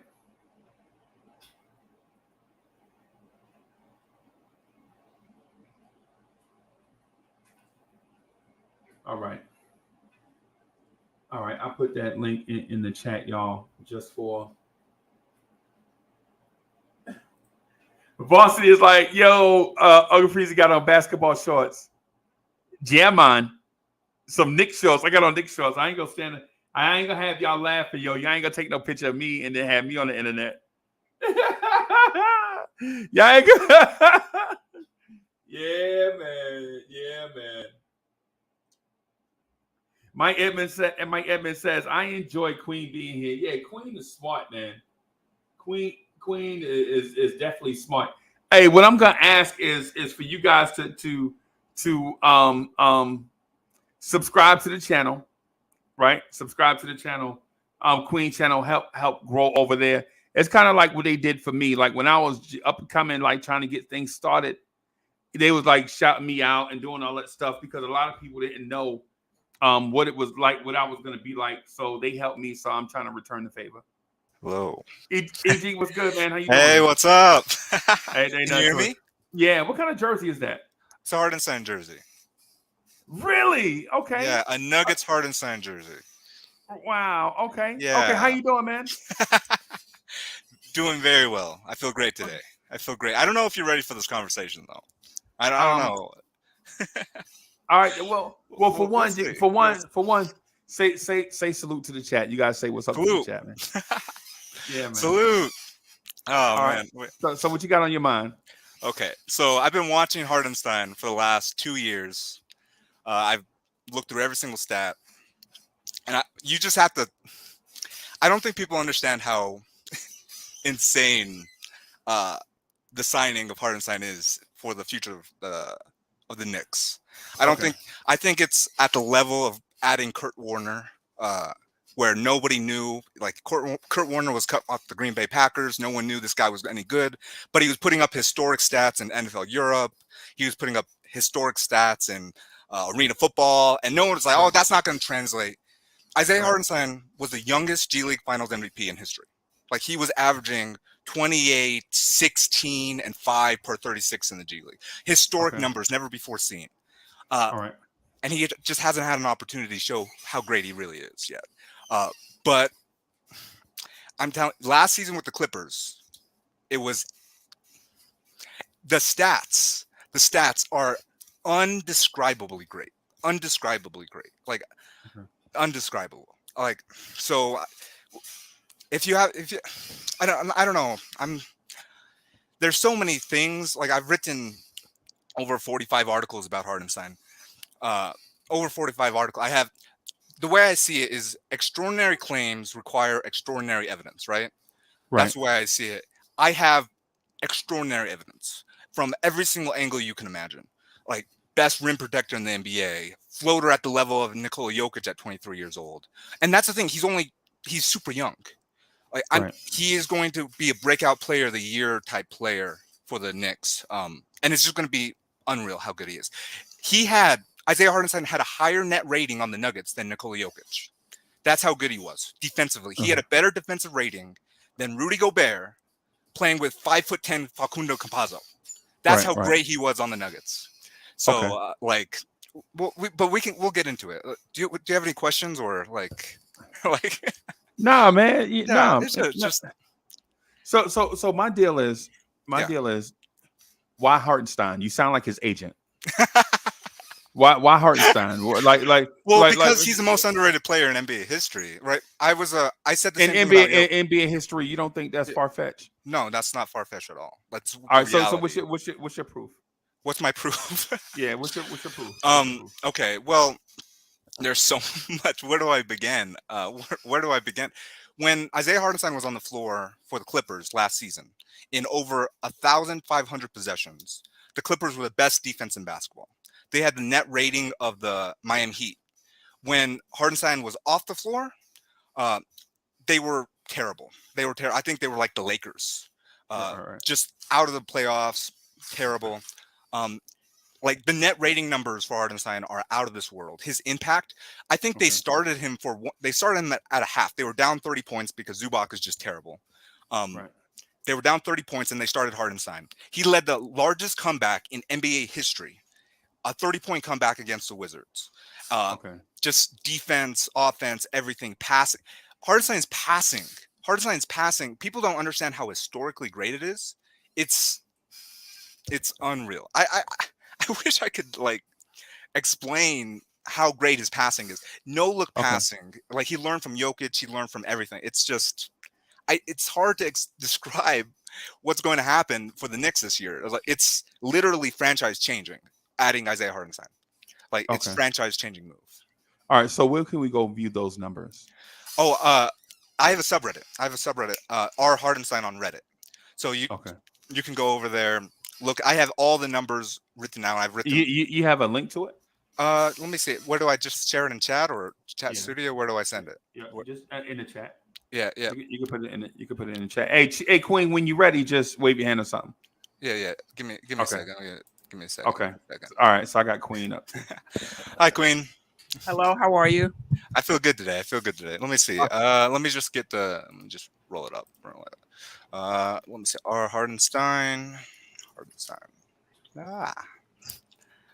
Hartenstein on Reddit. Yeah, there's so many stats. Like if we look at his, let me see, R Hartenstein. Here we go. I don't know if I can send it here. StreamYard. Can you see it? Is that good or that's private chat? Let me see if I can. That's a private chat. Yeah, let me send it here. Oop. Let me send it in here. Ooh. There we go. Yeah, ooh. And then that way Knicks fans can follow what you're saying. Yeah.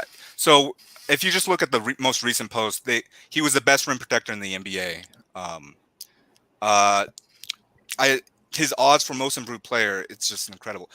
The stat that I just recently found, if we take Tim Duncan's career block percentage, his career assist percentage, and his career win share for 48, the list of players in NBA history to have career stats above Duncan are Kareem, David Robinson, Hakeem Olajuwon, Shaquille O'Neal, Giannis, Joel Embiid, Anthony Davis, and Isaiah Hartenstein. Like that's how rare it is for a player to be able to pass, block shots, and have the advanced stats of Isaiah Hartenstein. Like he literally has the advanced stats of Jokic. But really the question is like, why has he been on 5 teams in 5 years? Why has he, right. That's the question. There's contextual reasons for every single reason.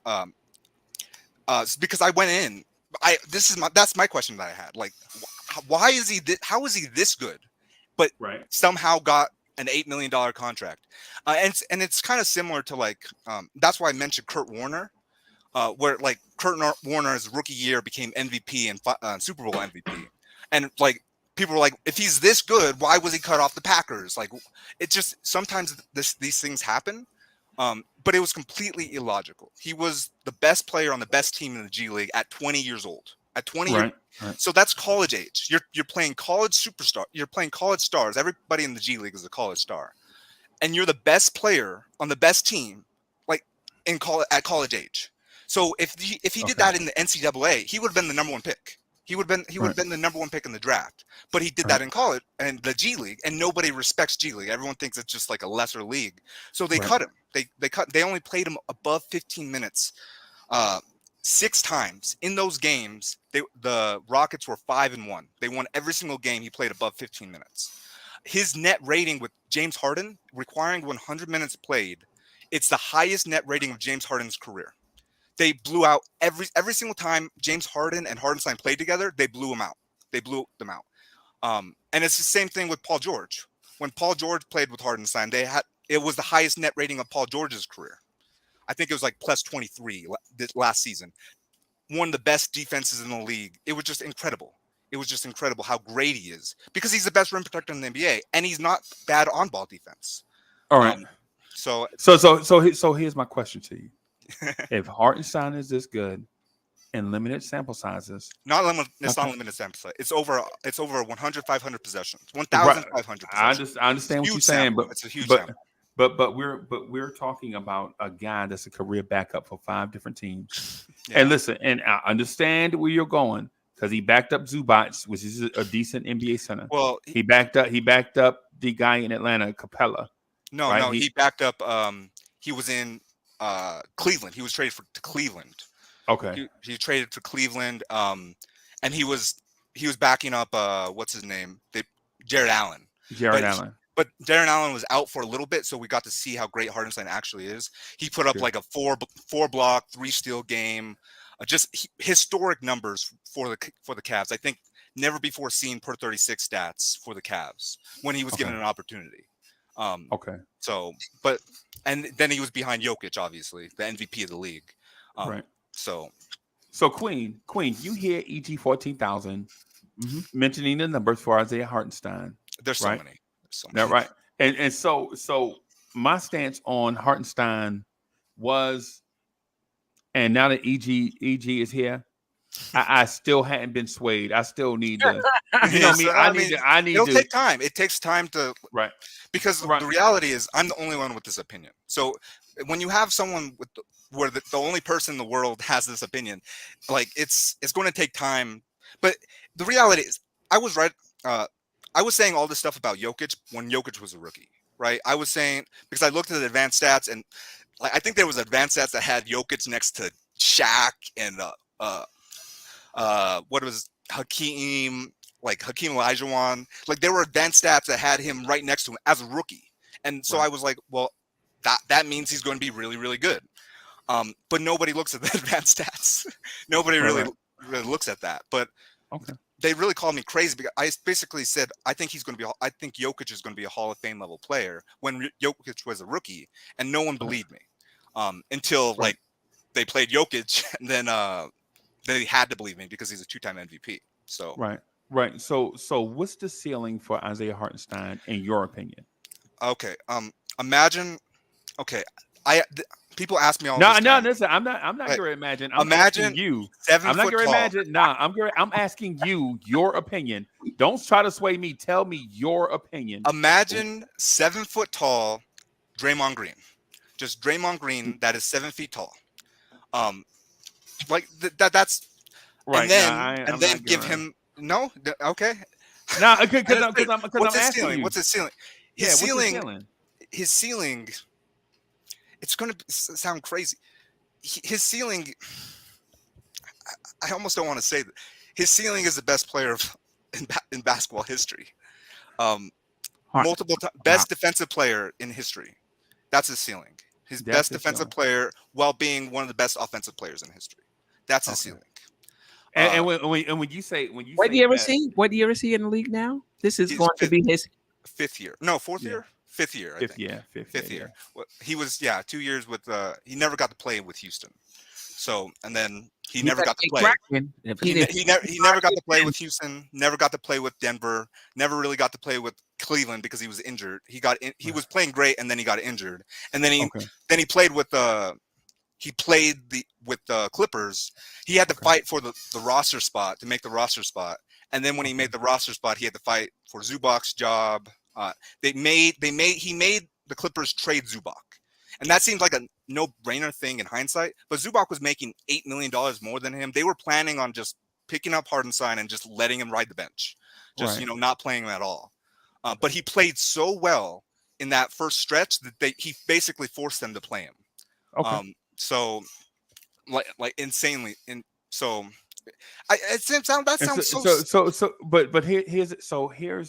here's my question to you, right? What is the benchmark? What's the or what is the low water mark for minutes for Hartenstein in order for us, the casual fan, to see how productive Hartenstein can be? Well, Hartenstein has only played 31 minutes once in his entire NBA career. That's why no one knows how good he is. So I would say give him the Tibbs bump. Let Tibbs work with him and play him. It's going to completely change everything because Tibbs is known for overplaying his players, right? Hartenstein has never been overplayed in his life. I think he's played over 40 minutes 2 times in the G League. In those games, he had 41 points, 20 rebounds, a block, 2 steals, shooting 70% from shooting. Another game, he had 20. It was just incredible numbers whenever he plays 40 minutes in the G League. But he's never been overplayed before. With the Tibbs bump, everything is going to change because Tibbs knows how to play with a passing big man because he played with Joakim Noah. I don't know. Isaiah Hartenstein had the highest assist percentage for a center in Clippers history. For passing Bill Walton and Bob McAdoo, he had the highest assist percentage for a center in Clippers history. So his numbers are just going to explode in a bigger role with Tibbs, and he's going to outplay Robinson probably 10 games, 5 very, very soon. He's going to outplay because what's going to happen is Robinson can't pass. Robinson can't pass. He can't shoot like Hartenstein. He can't do much of anything really. He can defend the rim, obviously. He's super athletic. But Hartenstein is the best rim protector in the NBA by the numbers. He's literally a better rim protector than Rudy Gobert by the numbers. And that's that. Huh? Yeah. Hey, hold on, EG. Wait, let me. Now, hold EG, hold on. Yeah. Hold on. Queen, you want to say something just real quick to EG? Ask a question. What's the chances with more playing time that he levels off and not get better? Because I've seen players when they get a larger opportunity, their stats. Yeah. Well, Robinson is a good example of that, right? So Robinson in limited minutes, very, very, very it's really great stats, but then he got more minutes and he fell off. Right. The key is passing, right? So when a player that can't pass gets more opportunities with the basketball, what happens? More turnovers, they double them. The game gets harder for them. When a player can pass, everything changes. Because what happens when you double them, they make open shots. And open shots are the most valuable thing in basketball, right? Cutting to the basket. Those shots are the most valuable shots in basketball. So when players can pass, the more opportunities they get, the better they get. And we saw this with Jokic, where Jokic was in a bench role, his stats were deflated because they weren't really running through him. He wasn't really getting a lot of stats. When they gave him a starting role, he exploded and put up PER of 31, insane numbers. We saw this with James Harden, where James Harden was in a bench role. He only had an assist percentage of 19%. When he was put in a starting role with Houston, he exploded. He became a multiple time All-Star, MVP level player. We saw this with Bam Adebayo. With Bam Adebayo in a limited role behind Whiteside, he was, no one really thought a lot about him. And then he became a starter because he could pass, because he has that passing ability. Right. It opened up everything about his game, and he became better. So the Hartenstein's ability to pass opens everything up. It means when he gets more minutes, all his stats will increase exponentially. So what is the difference between a player getting more time and leveling out and a player getting more time and leveling up, so to speak, is their ability to pass. That's the swing factor. That's the swing factor. And we look at that that's why that what's it called? The Tim Duncan stat exists, right? Because I used Tim Duncan's career assist percentage, because a lot of things people don't really understand. With Tim Duncan, he was a great defensive player, obviously one of the best of all time, but it was his ability to pass and make his teammates better that really separated him from everybody else. And all the other big men that have that passing ability, they're the best big men in history that also have the high advanced stats. So that's why you have Hardenstein on that list that I showed, where it was that I talked about, where Hardenstein that has a block percentage above his career average, assist percentage above his career average, and his win share per 48 above his career average. It was Kareem, Dave Robinson, Hakeem, Shaquille O'Neal, Giannis, Joel Embiid, Anthony Davis, and Isaiah Hardenstein. Isaiah Hardenstein put up historic numbers, never before seen numbers. Hey, what's up? The masks. Hey, CWC, what's good? What's up? What's good? What's good? How y'all doing? How you doing? Yeah. Hey, ACWC EG came in spamming us with Hartenstein numbers. Hey, it's not spam. It's the future. It's the future. And you're gonna really enjoy the championship. He's gonna get. Hartenstein's gonna get. You're gonna really enjoy it. So my thing is with Hartenstein is this. Not that what he's done should be slept on, right? That's not what I'm saying. Where my questions and trepidations lie is other people's opinions. How does 29 other front offices not see the same numbers that you see, and they do it professionally?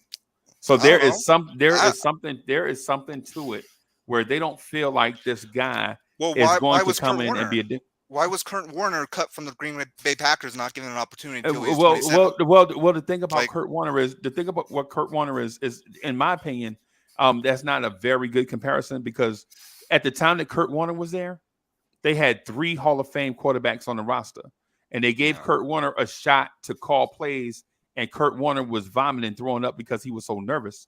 As a matter of fact, remember Green Bay had Favre, Rodgers, Mark Brunell, all these guys like in and out of Packers camp.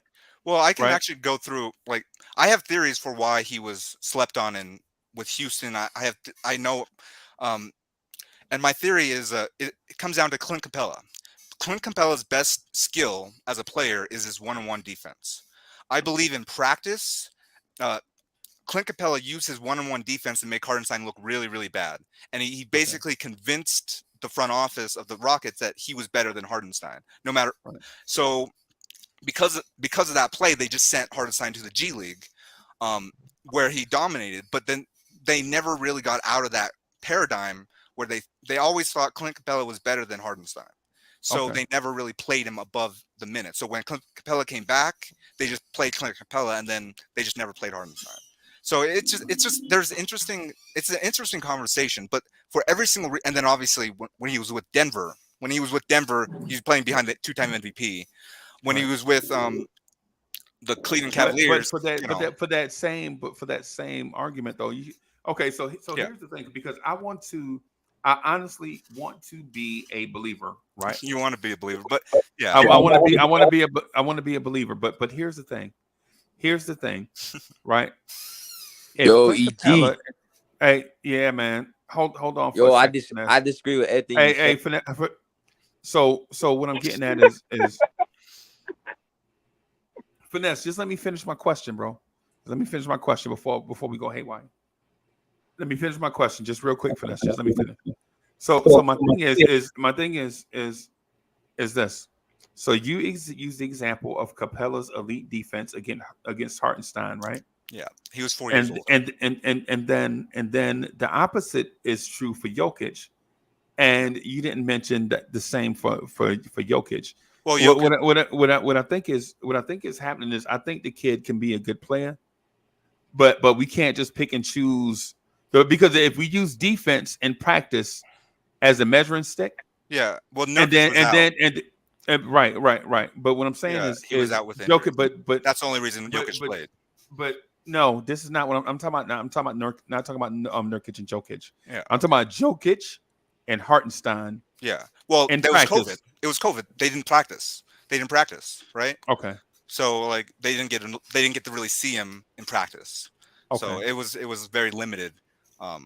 So there's a bunch of contextual reasons why, but that's what I'm getting. Hey, Finesse, go ahead, bro. Go ahead, Finesse. My bad.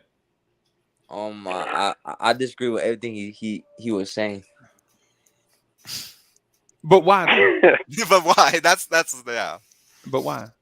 Cause I don't see Hartenstein as a good player. He's not that good. No. Hold on. He's pretty good. I seen him when he was playing with the Clippers. He got an inside game and he could shoot from the inside. So it's not like he a liability on offense. So I think that would help the Knicks out a lot. Historically great passer. Well, CWC. What we're not talking about. We're not talking about decent play, and we're not. Yo, bro. What we were talking about is what we're talking about. What EG is mentioning is that this dude has all-time great level production in him he gets the opportunity to play. Yeah, which he hasn't been given yet. 0 starts. Yeah, I saw him play. With Clippers, man. This dude pretty good, man. When the Knicks signed him, I'm like, okay, now we doing something. But we're not talking about pretty good. We're talking about pretty good. Yeah, we're talking about all-time great level production. All-time great. That's what we're talking about. He said what? Yeah. Wait, that's Hartenstein's all-time great. All-time great. Where were these people at a couple of days ago when everybody killed me for saying Hartenstein could be the breakout player on the Knicks? I wasn't here. I'm sorry, I wasn't here. But that's the thing. That's the thing. And this happened the same thing when I was. It's fair. I was, all-time great is something totally. Yeah. I said that all-time great. All-time great. All-time great. Queen. That's the numbers. That's the numbers he put up. Those are the numbers he put up. He put up all-time great numbers. I hope you're right. Isaiah Hartenstein defended the same amount of shots at the rim as Giannis, playing 1,000 less minutes, and he was the best rim protector in the league.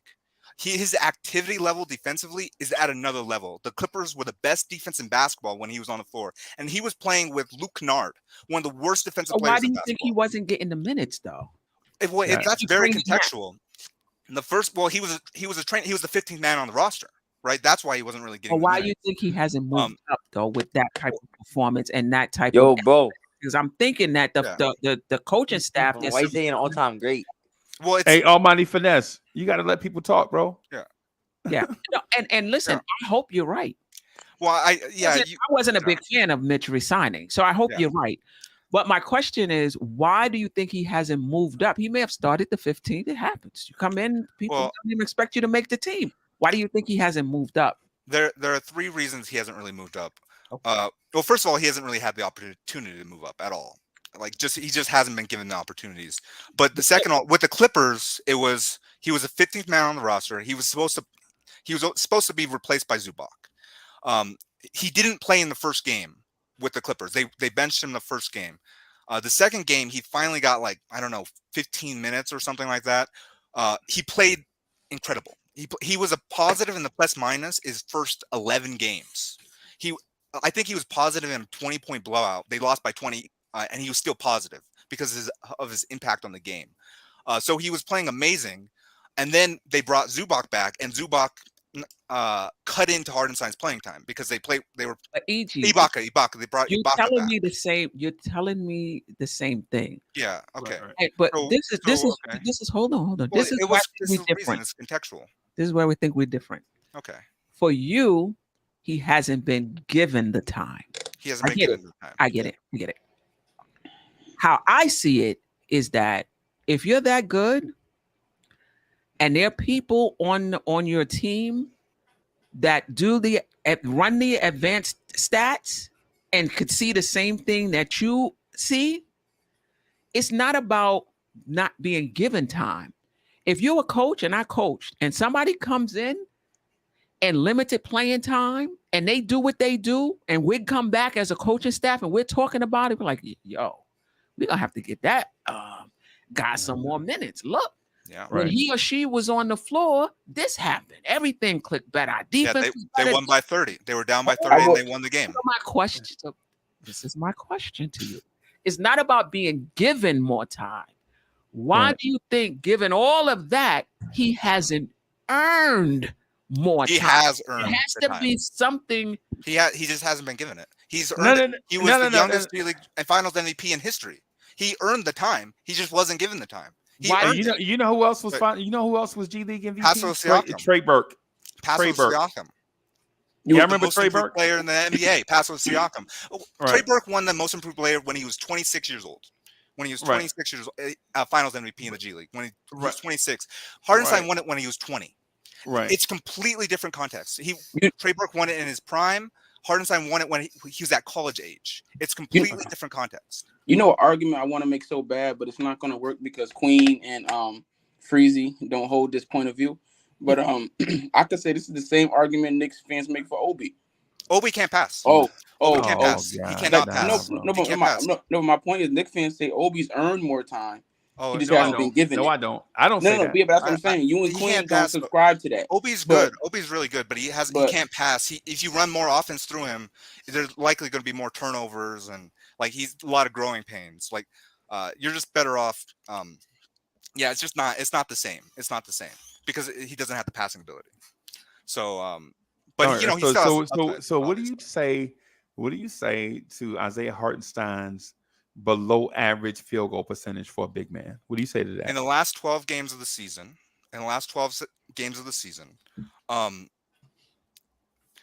where he was getting consistent playing time, 23 minutes per game, because he finally got consistent playing time. He was averaging 60, 50, 90 shooting splits.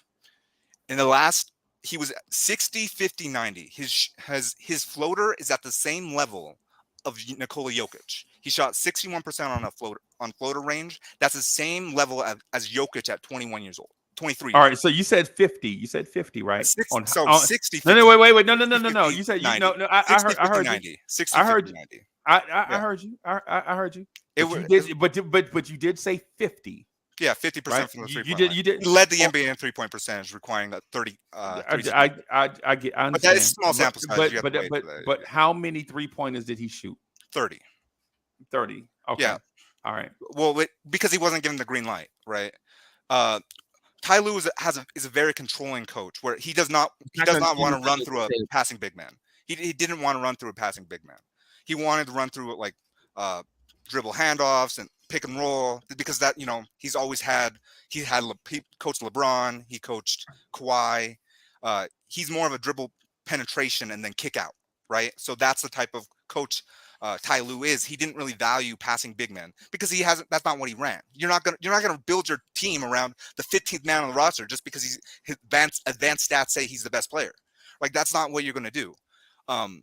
So by the way, how do you see him getting time then? Because I think a lot of coaches are going to do that.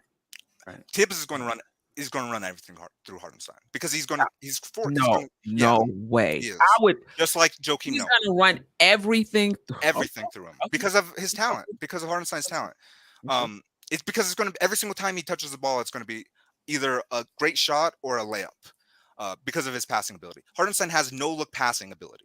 Where literally he catches the ball on a short roll, you're getting an open shot every single time. A lob, a no look shot, cutting, it's just, or an open floater that he hits at the same rate as Jokic. So his ceiling is just unreal offensively. I think. Well, let's see Tibbs. Yeah. I don't see Tibbs doing that, but let's see. Well, we'll see. Well, that's the thing. It's I would love to hear because it's the skill set is there. If you look at the advanced stats again. If you just look at PER, assist percentage, and true shooting percentage, Isaiah Hartenstein had a higher PER, true shooting percentage, and assist percentage than James Harden in a bench role when James Harden was the sixth man of the year. The only players in NBA history to do that have a higher PER, true shooting percentage, and assist percentage than James Harden in a bench role: Steph Curry, Kevin Durant, Nikola Jokic, and Isaiah Hartenstein. Those are the only players in NBA history to have the. Seriously, I'm serious. No, it's they not have funny the skill about the set. name there, though. Well, that's the only players in NBA history that have the offensive skill set of Hartenstein in a bench role because they didn't run anything through him. All his stats are deflated. They're not inflated. They're deflated because they didn't run anything through him. He was right. He was 15 man on the roster. All right, so I got you. I got you. But then at the same time, you didn't mention that a few of those guys that you mentioned coming off the bench. Yeah. We're top. Well, Wait. The guys that you didn't mention that those guys coming off the bench were lottery picks, top 10 picks. Steph Curry, James Harden. James Harden was taken with a pick right after Hasheem Thabeet, right? The number 3 pick in the draft. And so what we're doing is using some context for Hartenstein, like the April numbers you used. You didn't use the March numbers. The March numbers well, no. You didn't use March numbers, and I'm looking at them right now. They're ordinary backup big man numbers. April, those numbers are impressive. I'm not gonna lie to you. I have them right here in front of me. In April, that man he shot 2.6 3-pointers a game. He made 1.6 of those for a percentage of 61.5. But all total, you're talking about 2, 4, 8, 10, 13 attempts. He shot 61.5%, right? And in April, he shot in each game, he shot no more than 3 free throws in a game. All 5 games, he shot no more than 3, and he shot 90.9%. So I understand what you're saying, and it's not small sample sizes like in terms of minutes, because he played in April. He played 27, 23, 23, 23, and 25 minutes. Yeah. Right? The one time he got 10 shots in the game, he shot 30%. I understand where you're coming from, but I just want to make sure that we view this in like some type of context. What was his plus minus when he shot 10 shots? His plus minus when he shot 10 shots. All right. I don't have that here. I'm sure you do though. What's his plus minus? What's his plus minus? I don't. And so here's the thing. I'm not for sure. I'm gonna object to that line of questioning, Your Honor, because 3 for 10 is a personal stat. While plus minus, hold on. 3 for 10 is a personal stat. Plus minus is a team stat. Yeah. You're right. Right. Yeah. But so I'll say this. EG, he had 5 assists in that game. EG, I didn't. But he shot 3 for 10. Yeah, but he had 5 assists and 7 rebounds in 22 minutes. But he shot 3 for 10. And he had 2 blocks in 22 minutes. So this goes to the comparison I made a couple of days ago. I don't know if I see all time great. I think he's good. There's growing pains, right? But there's the growing player, the player that it reminds me of that Tom Thibodeau fell in love with coaching him, and this is the guy I brought up a couple of days ago, was Joakim Noah. Derrick Rose? Right? Oh, you said Joakim Noah. Okay. Joakim Noah, the big man that can rebound, defend the rim, and pass at an elite level. Yeah. Right? I think a Joakim Noah, Marc Gasol light ceiling is his ceiling, which would be maybe like a 16, 10, and like 5 is his ceiling, I would think. Wow. But so I think that's Marc Gasol light, or Joakim Noah-esque, or Joakim Noah with a little more offensive game. Isaiah Hartenstein had a higher PER than Marc Gasol at any point of his career. But like, I don't know if he'll be that, because most players don't become their ceiling, right? But the skill set. One part I do agree with EG is the skill set is there, and that's why I brought up a couple of days ago was when you line him and Mitch up side by side, he checks off way more boxes than Mitchell Robinson, and he checks off more boxes that we need in that lineup, especially with a Julius Randle still there, than Mitchell Robinson does. So I think we're going to come into that issue in the season where we're going to say, listen, we want Hartenstein in that starting lineup, and I think Knicks fans are going to slowly and surely move over to that line of thinking as the season goes on. Well, let me share a stat in chat real quick. Let me just share a stat. I don't know if you could. I don't know. I don't know if it's working. I do want to add that Tibbs ran the offense through Joakim Noah once Derrick Rose got hurt. I don't think that was. Well, there's no Derrick Rose. Yeah. If that wasn't the case, wouldn't have been. If Derrick Rose didn't get hurt, that wouldn't have been the case with Joakim Noah. It's true. Can I interject a piece of the chat? What up, everyone? You also say, I think Isaiah Hartenstein presents a unique skill set that is actually needed on this team. Absolutely, like it's definitely needed on this team because he checks a lot of boxes that we don't have. But when you omit context like guys when they get quick hooks. If you have a quick hook, you're only out there when you're playing well. If coaches see you don't have it within the first 1 or 2 minutes and you have a quick hook, there's no way for you to get overwhelmingly negative stats if you're not playing long enough for it to balance out. So if he's out there when he's doing well, and then coaches feel like I need to yank him right now because he's not giving what I need to give from this moment. Like we've seen times when Tibbs has a short leash with certain players, and their advanced analytics will look great, but if he didn't pull them, it would eventually go down. But IK, why don't Knicks fans use this same line of thinking with Obi Toppin? Why, when it comes to Obi Toppin, he earned it, but he hasn't been like. Why does it change when it comes to our young guys? I can't answer that for you because fandom is fanatical in nature. Like, and I think Obi has a lot of things that he can help us with, but there's also clear holes in his game. So when we see Tibbs like yank him or pull him, a lot of times it's for a good reason. There is a purpose behind it, and then sometimes it might be overwhelming where he has the leash, but there's a rhyme and a reason for what Tibbs does, and he has a track record of developing players. It just may not look the way you might want it to look for the average fan, and it might be irritating when you see certain guys not get 30 minutes a night. But there's a rhyme and reason for how he does it. There's no player on the Knicks currently that has even anything close to Hartenstein's advanced stats.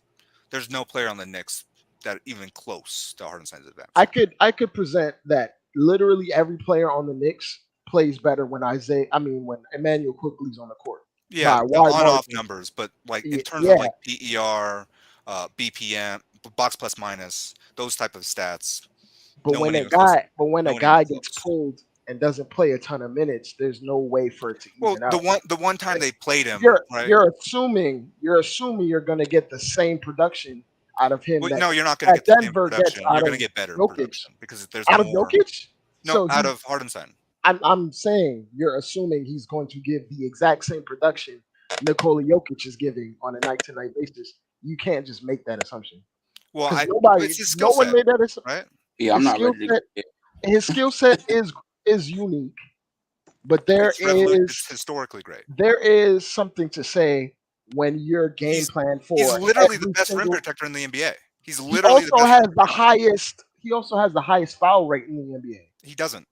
Yes, he does. Check his foul rate in those last 12 games. It was around like. Yeah, but you got to go to whole. Yeah, okay.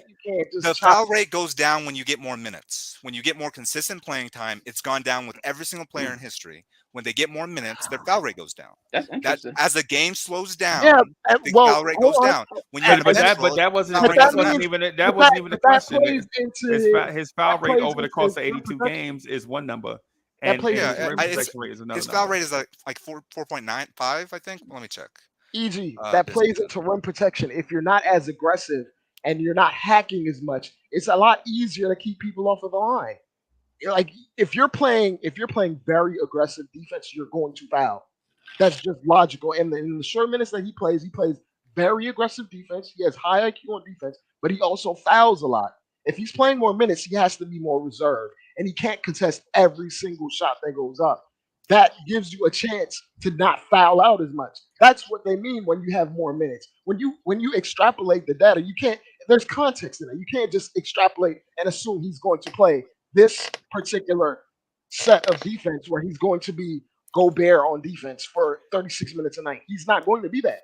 That's what happened with Mitch. Good, but he's not going to be number one in rim protection if he's playing 36 minutes a night because his rebounds will go up. Right. That happened with Mitch. To your point, he was playing like, I don't know, 17 minutes a game, his rookies. I was like, oh my God, did you see how he blocked the shot on one side and ran down and got the dunk on the other? Yeah, you can do that when you're only playing 17 minutes a game. A lot of reserved energy. Once he started playing more minutes, his blocks went down. Because his basketball IQ is not high, right? So he doesn't have the highest basketball IQ. No, fam, easy. If you play twice as many minutes, his stats would go up. Every single one of his. Okay, hold on. Time out. Let's take a breath back. Mitchell Robinson averaged what? 2 point something blocks in his short amount of minutes in his first year or two. Right. They block shots differently. Okay. But you said every single. Let me get my point. Maybe his blocks could go down. His blocks let could go down. Let me get to but my point. He has a really high block rate. Let me get to my point. Yeah.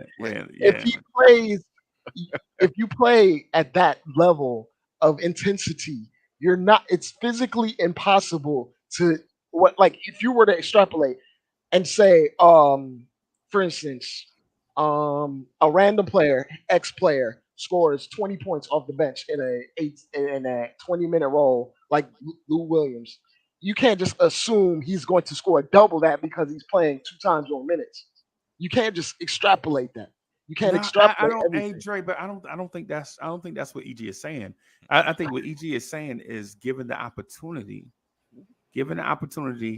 he could showcase some of those skills that you can't showcase in a certain amount of minutes. I think that's what he's getting at. But I think what EG is doing though is honey dipping, like taking like these, the numbers and making them look like it. But this dude is not making Hartenstein look like Wilt Chamberlain is not going to endear us to Hartenstein. When you watch him play, hold on. You're going to really enjoy it. No. It takes away from your. EJ, you ain't never see advanced stats to see Wilt Chamberlain.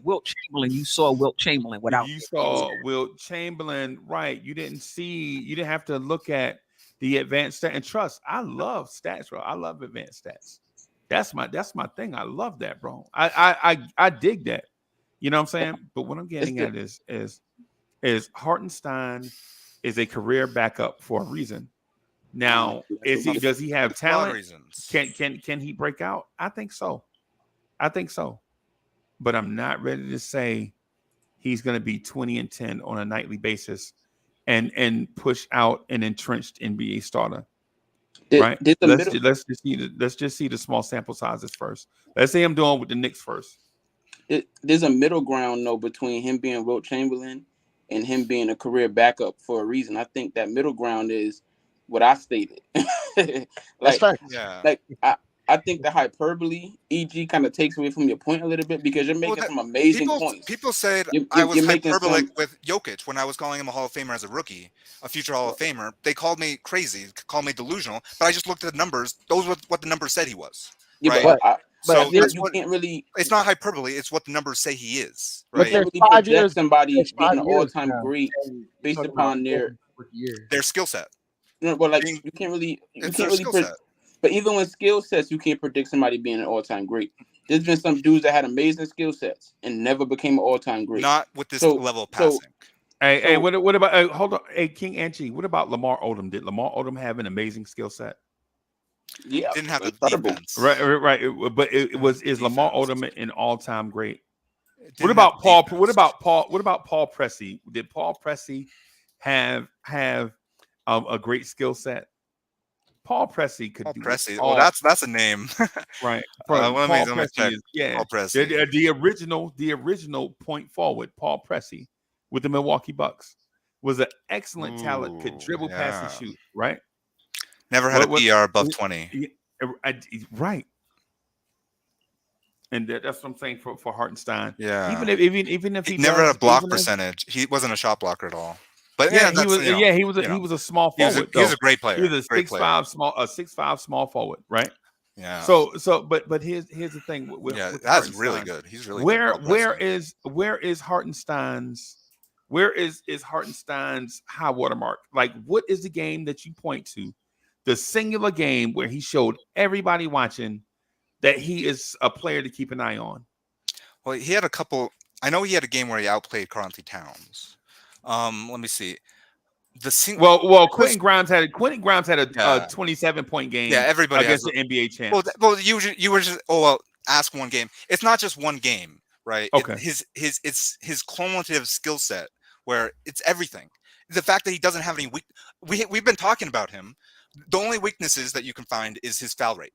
Like that's literally the only weakness, which goes down for a lot of players. I don't think that's what's his only weakness. but I don't think that's I don't see that as a weakness. I think that's so what's his weakness in his actual skill set? Like, what is he actually bad at?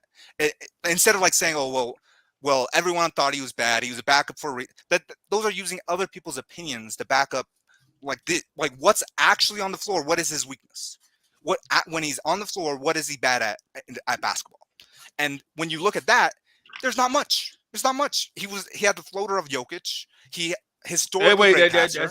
You said the floater of Jokic. Yeah, he shot the same percentage on his floater shot as Jokic at 23 years old. So we going to the finals this year is what you're saying? Yeah, and you're likely going to win it. No. That ain't what you saying.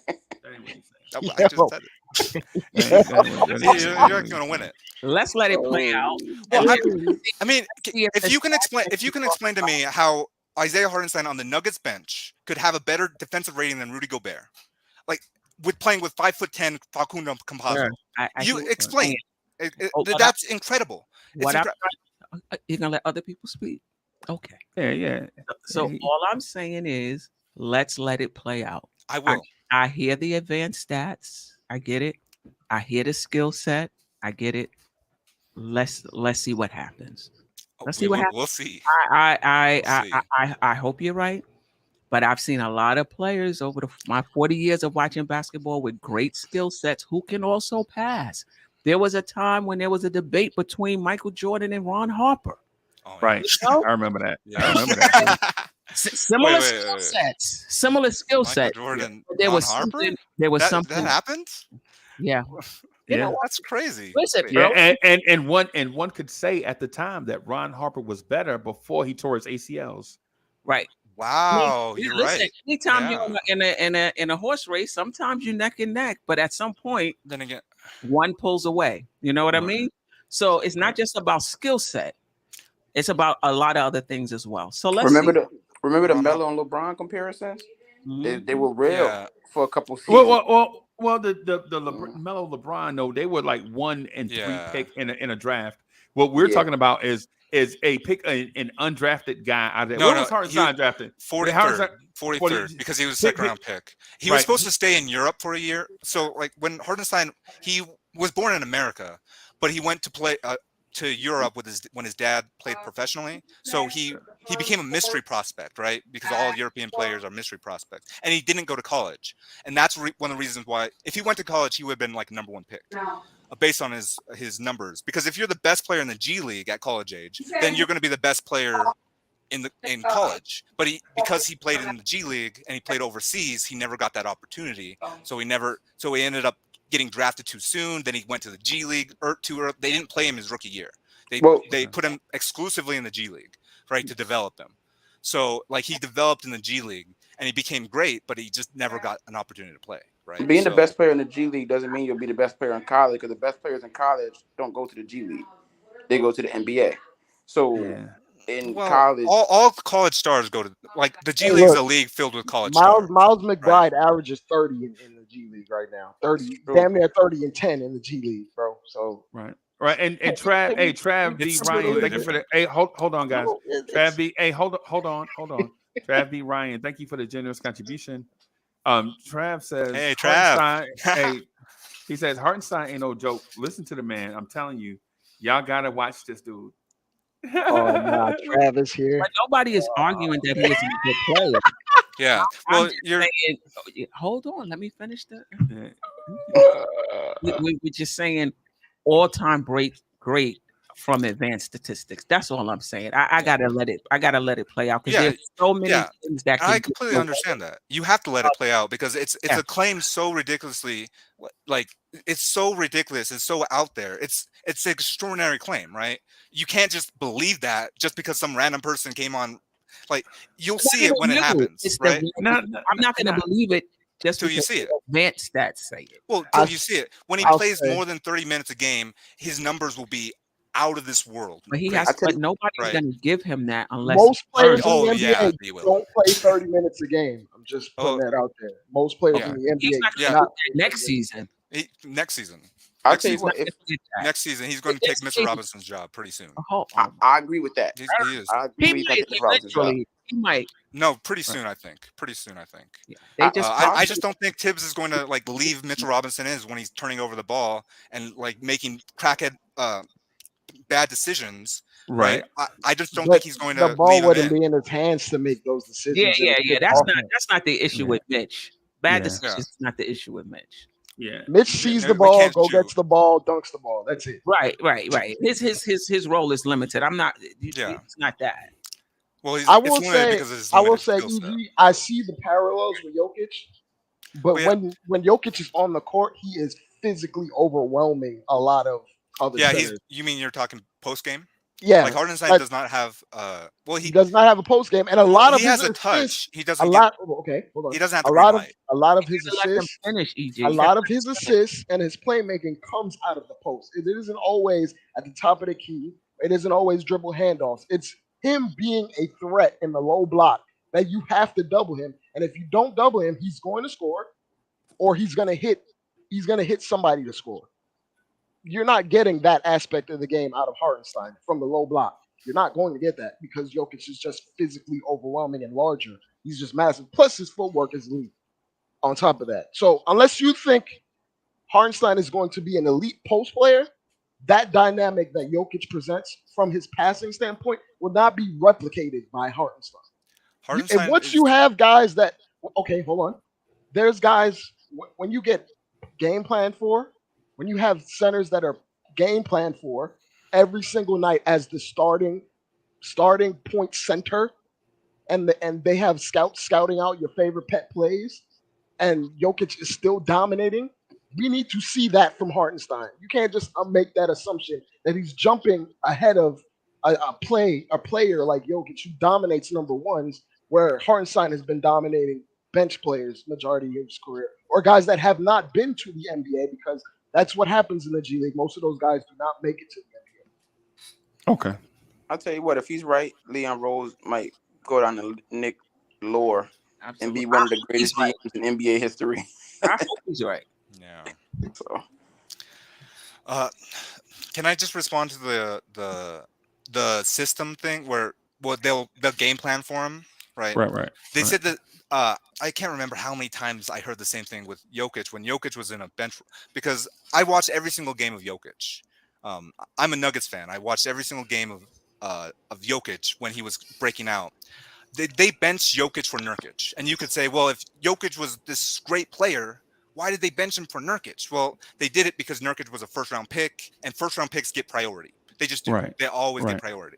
So they benched him for Jokic, and everyone thought Jokic was dead. And then I heard all the same arguments where, well, Jokic was only good because of his assist, because he's playing against bench players. He's only good because of all these, once they game plan for him, they'll take everything away. Then when Jokic got playing time, they didn't take anything away because Jokic's skill set is what made him great. It wasn't that he was playing bench players; it was his skill set. You talk about like Jokic being physically dominating. Hardenstein does not, or at least if he has a post game, he hasn't really shown it yet, right? Because he hasn't had the green light. We know he has touch, but he hasn't really shown a post game at this point. They didn't run anything through him, but what he has shown is the skill set to pass out of the post. He was one of the most efficient passers out of the post in the league, where someone helped a little bit, he would hit a guy wide open in stride. One of the most efficient passers out of the post in history. And even if he's not the best post player, I still think it's like Bill Walton, where Bill Walton wasn't the most efficient post player ever, but because he was the best rim protector in the league, because he was a historically great defensive player, he was still a Hall of Famer and a player, if you look at his on-off numbers, would lead the Portland Trailblazers to a championship. And I still think Hardenstein's on that level in terms of passing and defense. Well, if you look at the numbers, that's where he is. Okay. All right. So let me, hey Dre, hold on for a second. So you left out a few things, and, yeah, and there was. And so the thing the one thing that you didn't address was the absence of Plumlee when Plumlee was the starter, and Jokic was and Nurkic was getting backup minutes. But we saw on a nightly basis that Jokic outperformed Nurkic. We saw that with our own eyes. But Nurkic was, like you said, was the first round pick, right?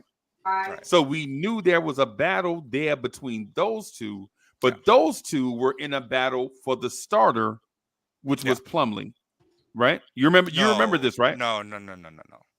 Okay. I don't think that's not what happened. So are you saying they traded Plumlee? Nurkic for Plumlee? And then Plumlee broke out with the Trailblazers. Yeah, you're right. Yeah, you're right. You're right. Who was the starter? Who was the starter in front of Nurkic? Nurkic.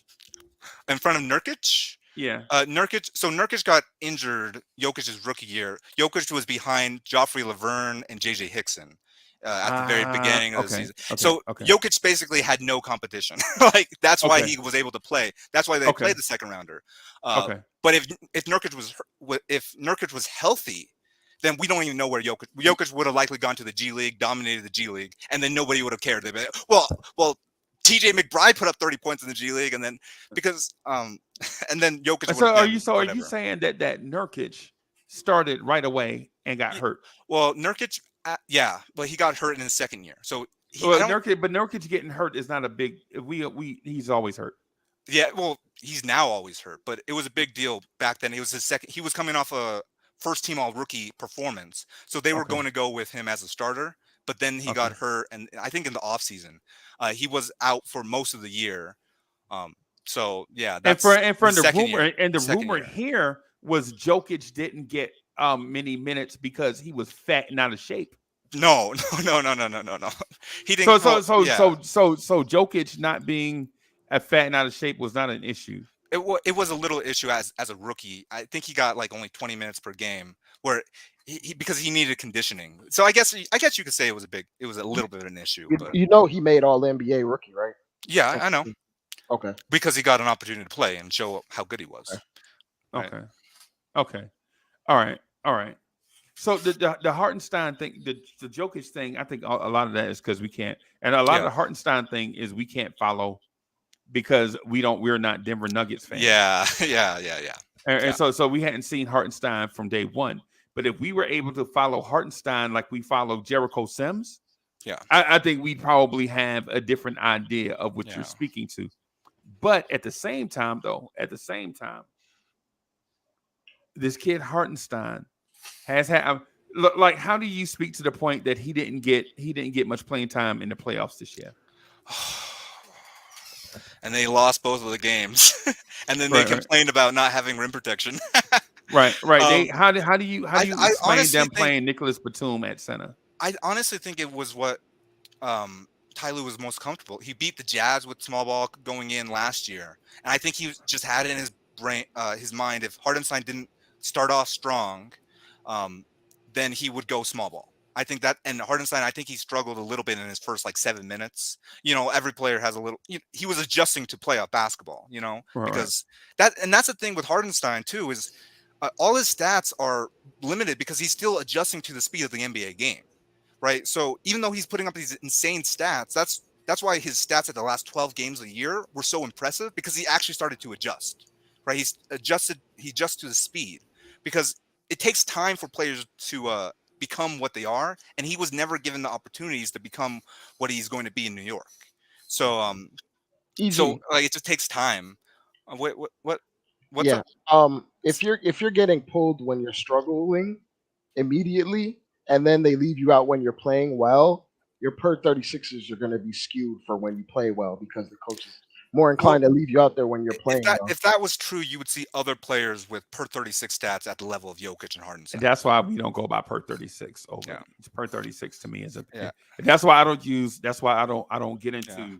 Well, per 36 is more plus minus and per 36 because if you have one hot guy on that unit, basically a rising tide raises all boats. Yeah. In that context, and the same thing with if you have two bad guys on a 5-man unit and the three others are playing good, the two bad guys can drag down the three other guys. That's why I'm freaking out about Hardenstein's plus minus stats because he played with so many bad players. With Denver, he played with Bol Bol. Bol Bol's net rating that year was -30. He was unplayable. But Hardenstein made it work with Bol Bol, right? Like it was actually playable when he played with Hardenstein. It was just incredible. His ability to take players that are unplayable defensively, like Luke Kennard, and then make them into the best defense in basketball. Like players that are unplayable. Like if you look at the Nuggets bench now, they are the worst bench in the NBA. One of the worst benches in the NBA. One of the worst benches in NBA history. That's why Jokic's on-off numbers are crazy. Hardenstein had a better net rating than Jokic on the Nuggets bench. When they played Hardenstein more than 11 minutes, the Nuggets were 7-1. They won every single time they played Hardenstein because he was so impactful defensively, right? So yeah, I mean, but you got to take into account Jokic was missing 2 20-point scorers the entire year. No, this was this was the year. But his splits, I'm talking about the splits from this last season were ridiculous because his bench was absolutely terrible. You could say that with Kawhi Leonard and Paul George also, that both of them missed significant minutes. Yeah. And whatever. When the Knicks didn't play, the Clippers didn't play Paul George, Hardenstein, or Rocco, they were the worst team in basketball.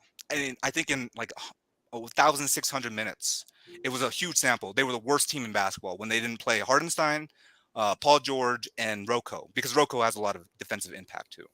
Robert Covington. Okay. Yeah. So but nobody figured that out. I mean, those are the numbers. That's the thing. It's like nobody figured it out, but nobody saw Jokic, right? Hold on for a second, Queen. You were asking a question? Yeah, sorry. Yeah, nobody figured it out. Yeah, sorry. I'm wondering if there's something else, because sometimes there's something we can't see. You know, when you see the numbers, and this is just advanced stats, but a lot of times, you know, you'll see a player come in and they're given positive, they're getting results, and yet they don't play a lot. You wonder, there's something else going on. And it could be like you said, he just hasn't found a coach that trusts him and that's going to let him play through his mistakes and have those ups and downs and good and bad games. Or it could be something we don't. Is Tom Thibodeau that coach? There's going to be a lot less down. There's not going to be a lot of downs because he went through a lot of that ups and downs with the Clippers, and he learns so quickly. One of the best things about Hardenstein is he takes everywhere he goes. Like he was behind Tyson Chandler, he takes from Tyson Chandler. He was behind Jokic, he learns from Jokic. He learns passing from Jokic. Like he takes from every single place where he's been a backup. He takes and learns little things from every single player, but we just haven't really seen it all put together yet because, like you said, a coach has never trusted him. And you can like logically say, well, there must be something we don't see, right? There must be something we don't see, and I think that's possible. But I think it's just more likely that people are human and they just didn't think he was that good because of other people, like other people's opinions. Like, well, he must not be good because the Rockets cut him. Oh, he must not be good and it became a self-fulfilling prophecy. Every single place used the opinion of the other place to not think he was good, right? So I don't know. We will see it with the Knicks. We'll see with the Knicks because I don't. Let me ask you a nugget. To see it with the Knicks when the Knicks just signed Mitch to a $60 million contract. I think Mitch is going to get his time. I agree with you. I see Hartenstein. You know, I see a 28-20 minute split. You know, I see Hartenstein probably closing games because he's a better free throw shooter than Mitch. I just don't think in the first year of a new contract, Hartenstein is going to get 30 minutes. I don't think that they're going to be able to take him off the floor. I don't think they're going to be able to. Cares about advanced analytics. Wow. No, it's not. It's about impact. It's about. I know it's about impact, but I don't know if you've watched Knicks games, but there is a certain impact that IQ may have that doesn't maybe show up in the box score beyond advanced analytics because he shoots sub 40%. Right. And there is a way that the team functions when he's on the court where other players look better or play better as a whole. And Tibbs does not just thrust him into the role of being a starting point guard. Well, because they also have they have players above him that are more established, right? Yeah, but we had players that are not point guards starting. They're the same. Hardenstein we had point guards starting that were not point guards in the NBA. Yeah, I guess. Yeah, so good point. You can't just make that assumption with this coach. Yeah, he's going to do what he feels, and that's just really what it is. All right. I mean, we'll see. I hope you're right. I appreciate you have like talking to because that's the thing with my Hartenstein opinion. Nobody actually has an argument against it because there's so many numbers to back the opinion, right? So they'll just be like, I see, but there's not really a solid argument against it. It's kind of like when I was arguing Jokic, right? There's never been an argument for it against it. But I appreciate you having me on and talking about this because you're going to see an historic performance from him night after night after night after night, and it's going to feel like it comes out of nowhere. But all right, so here's the thing. Here's the thing because you know what I'm saying, we had you on the joint. We appreciate you being here. But here's the thing. We don't play the ghost whisperer shit. Like when Hartenstein come out and be a bust, I expect you to come back and be like, yo, yeah, and y'all when bring Jokic all loses all his talent, Yeah, I'm just saying, nah, for real. Yeah. And he didn't get 59 minutes. That can't be your argument. No. That's not the argument.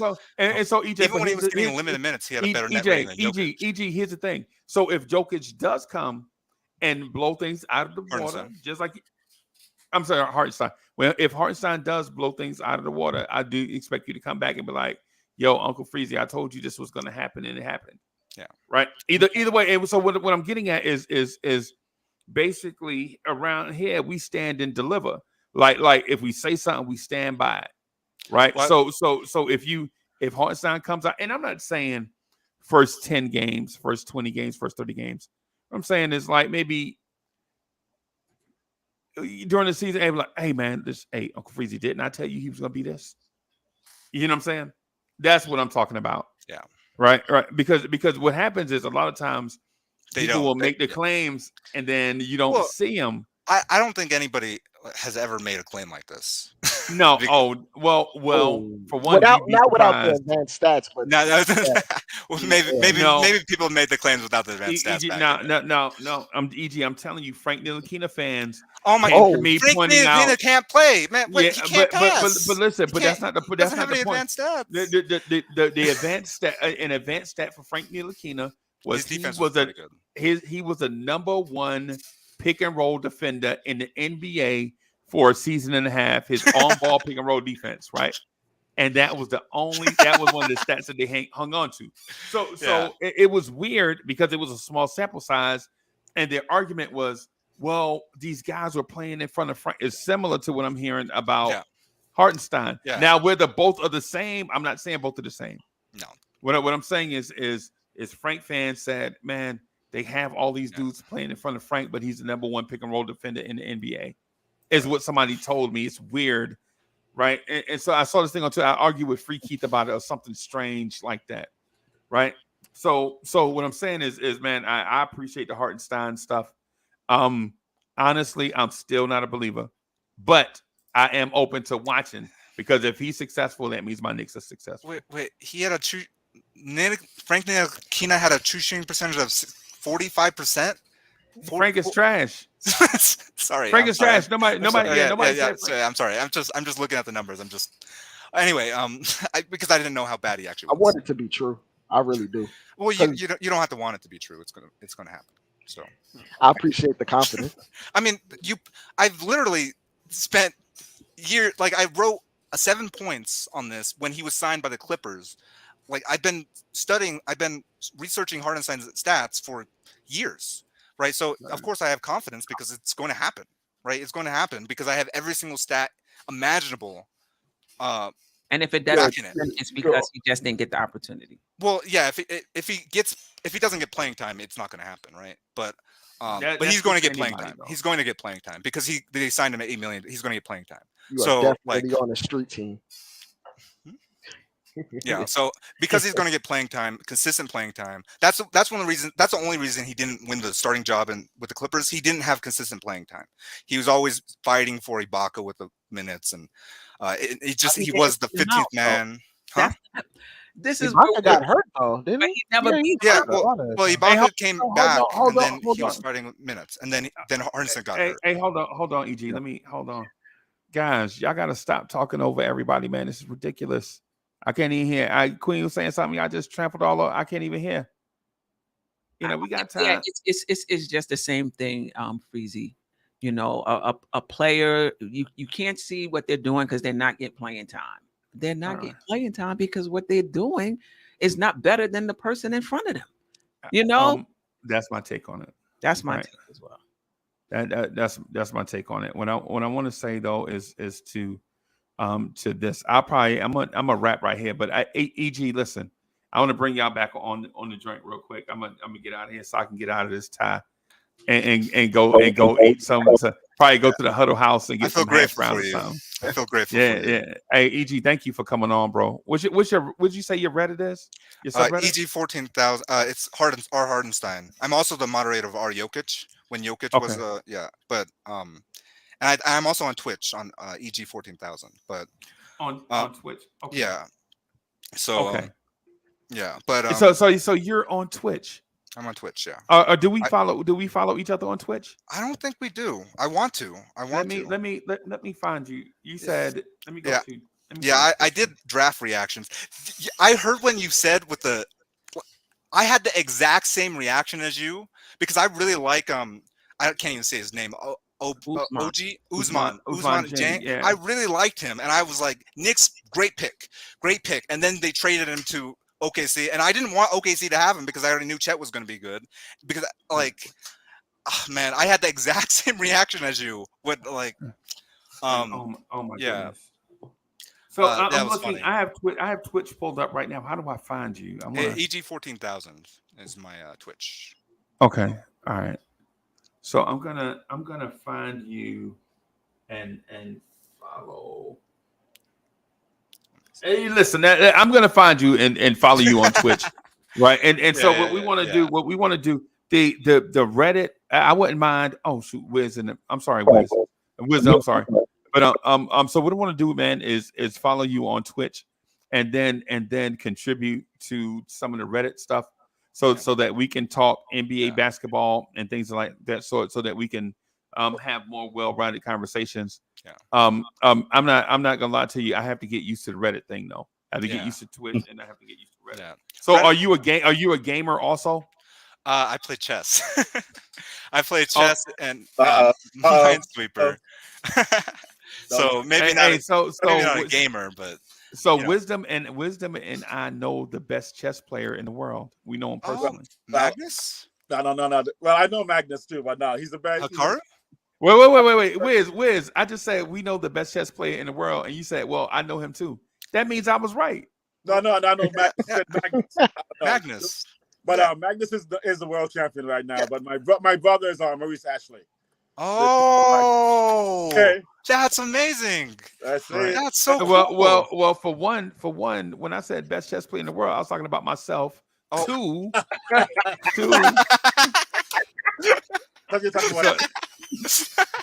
talking about me. I would love to play this. You probably destroy me. First black grandmaster in history, highest ranked black grandmaster ever. And he's my little baby. Yeah, that's amazing. When I was a kid, I used to beat him up. Hey, Wiz, you must be from Brooklyn. Are you from Brooklyn? Absolutely. Oh, that's why. There we go. But you're supposed to spread love. It's the Brooklyn way. Is that not the way this thing goes? But no, anyway, I love the conversation, man. That was great dialogue. Actually, my neighbor works with sports agents at CAA, and he's from Denver. So we're working on. That's what we're working on. We're working on secretly. We're working on getting a CAA agent on the show. So just working on some stuff behind the scenes. So, but hey, Wiz, I gotta get out of here because I gotta do a joint. I gotta do a joint at 8 a.m. and then a joint at 11 a.m. So I'm doing the Knicks on the drive and then a joint. But let me do this. All right, I'm gonna ask everybody to go backstage for a little bit, right? So, Queen, listen, thank you for coming on and hanging out with us. Of course. I had a great time. What I'm gonna ask you guys, everybody, listen. Subscribe to the Queen's channel. I have the link to her channel in the chat. Before y'all leave, go subscribe, smash like buttons, and all that stuff. Appreciate it. Right.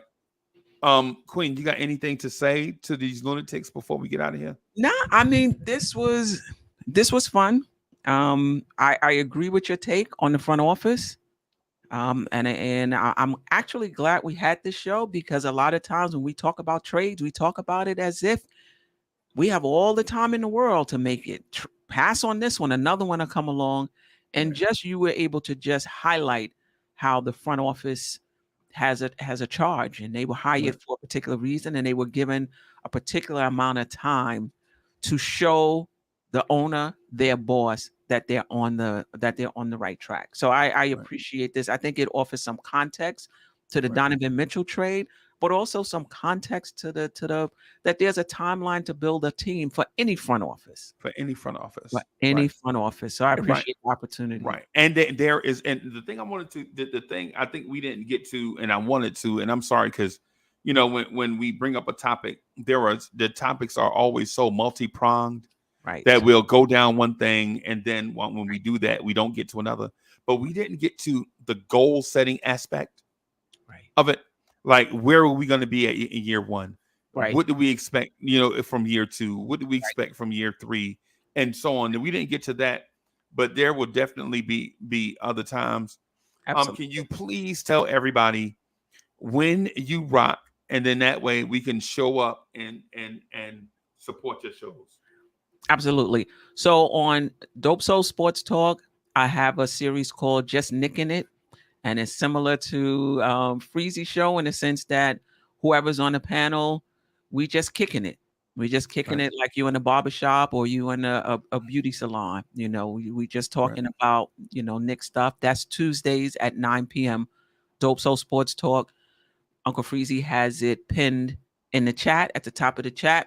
Then you can also catch me Monday nights. I'm the host of the Queen's Court on Nothing But Knicks channel, and also Wednesday 6:30ish I co-host the crossover with Tony Crow from Knicks and Bruises, also on Nothing But Knicks. So subscribe to both if you haven't already.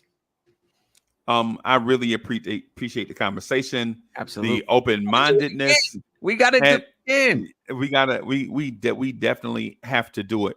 But here's my thing. Whenever we do it, whichever channel it's on, all of that stuff is, neither here nor there, because we can do it over there. But the main thing, all I want to do is just have an open-minded conversation about complicated topics that need to have the layers pulled back on them, maybe one at a time. Right. And so that Knicks fans can understand that just because we talk about this topic, don't look at the overview. Look at how complicated these issues are and why these people operate the way they do in certain situations. The context matters. Milwaukee Bucks paid what they paid for Drew Holiday because of the situation they were in. They thought he was the piece that was going to take them over the top, so they paid what many would consider, myself, a little more. Right, overpay. Somebody else in a different situation is not going to do that. Context matters. You think they're gonna give that trophy back though?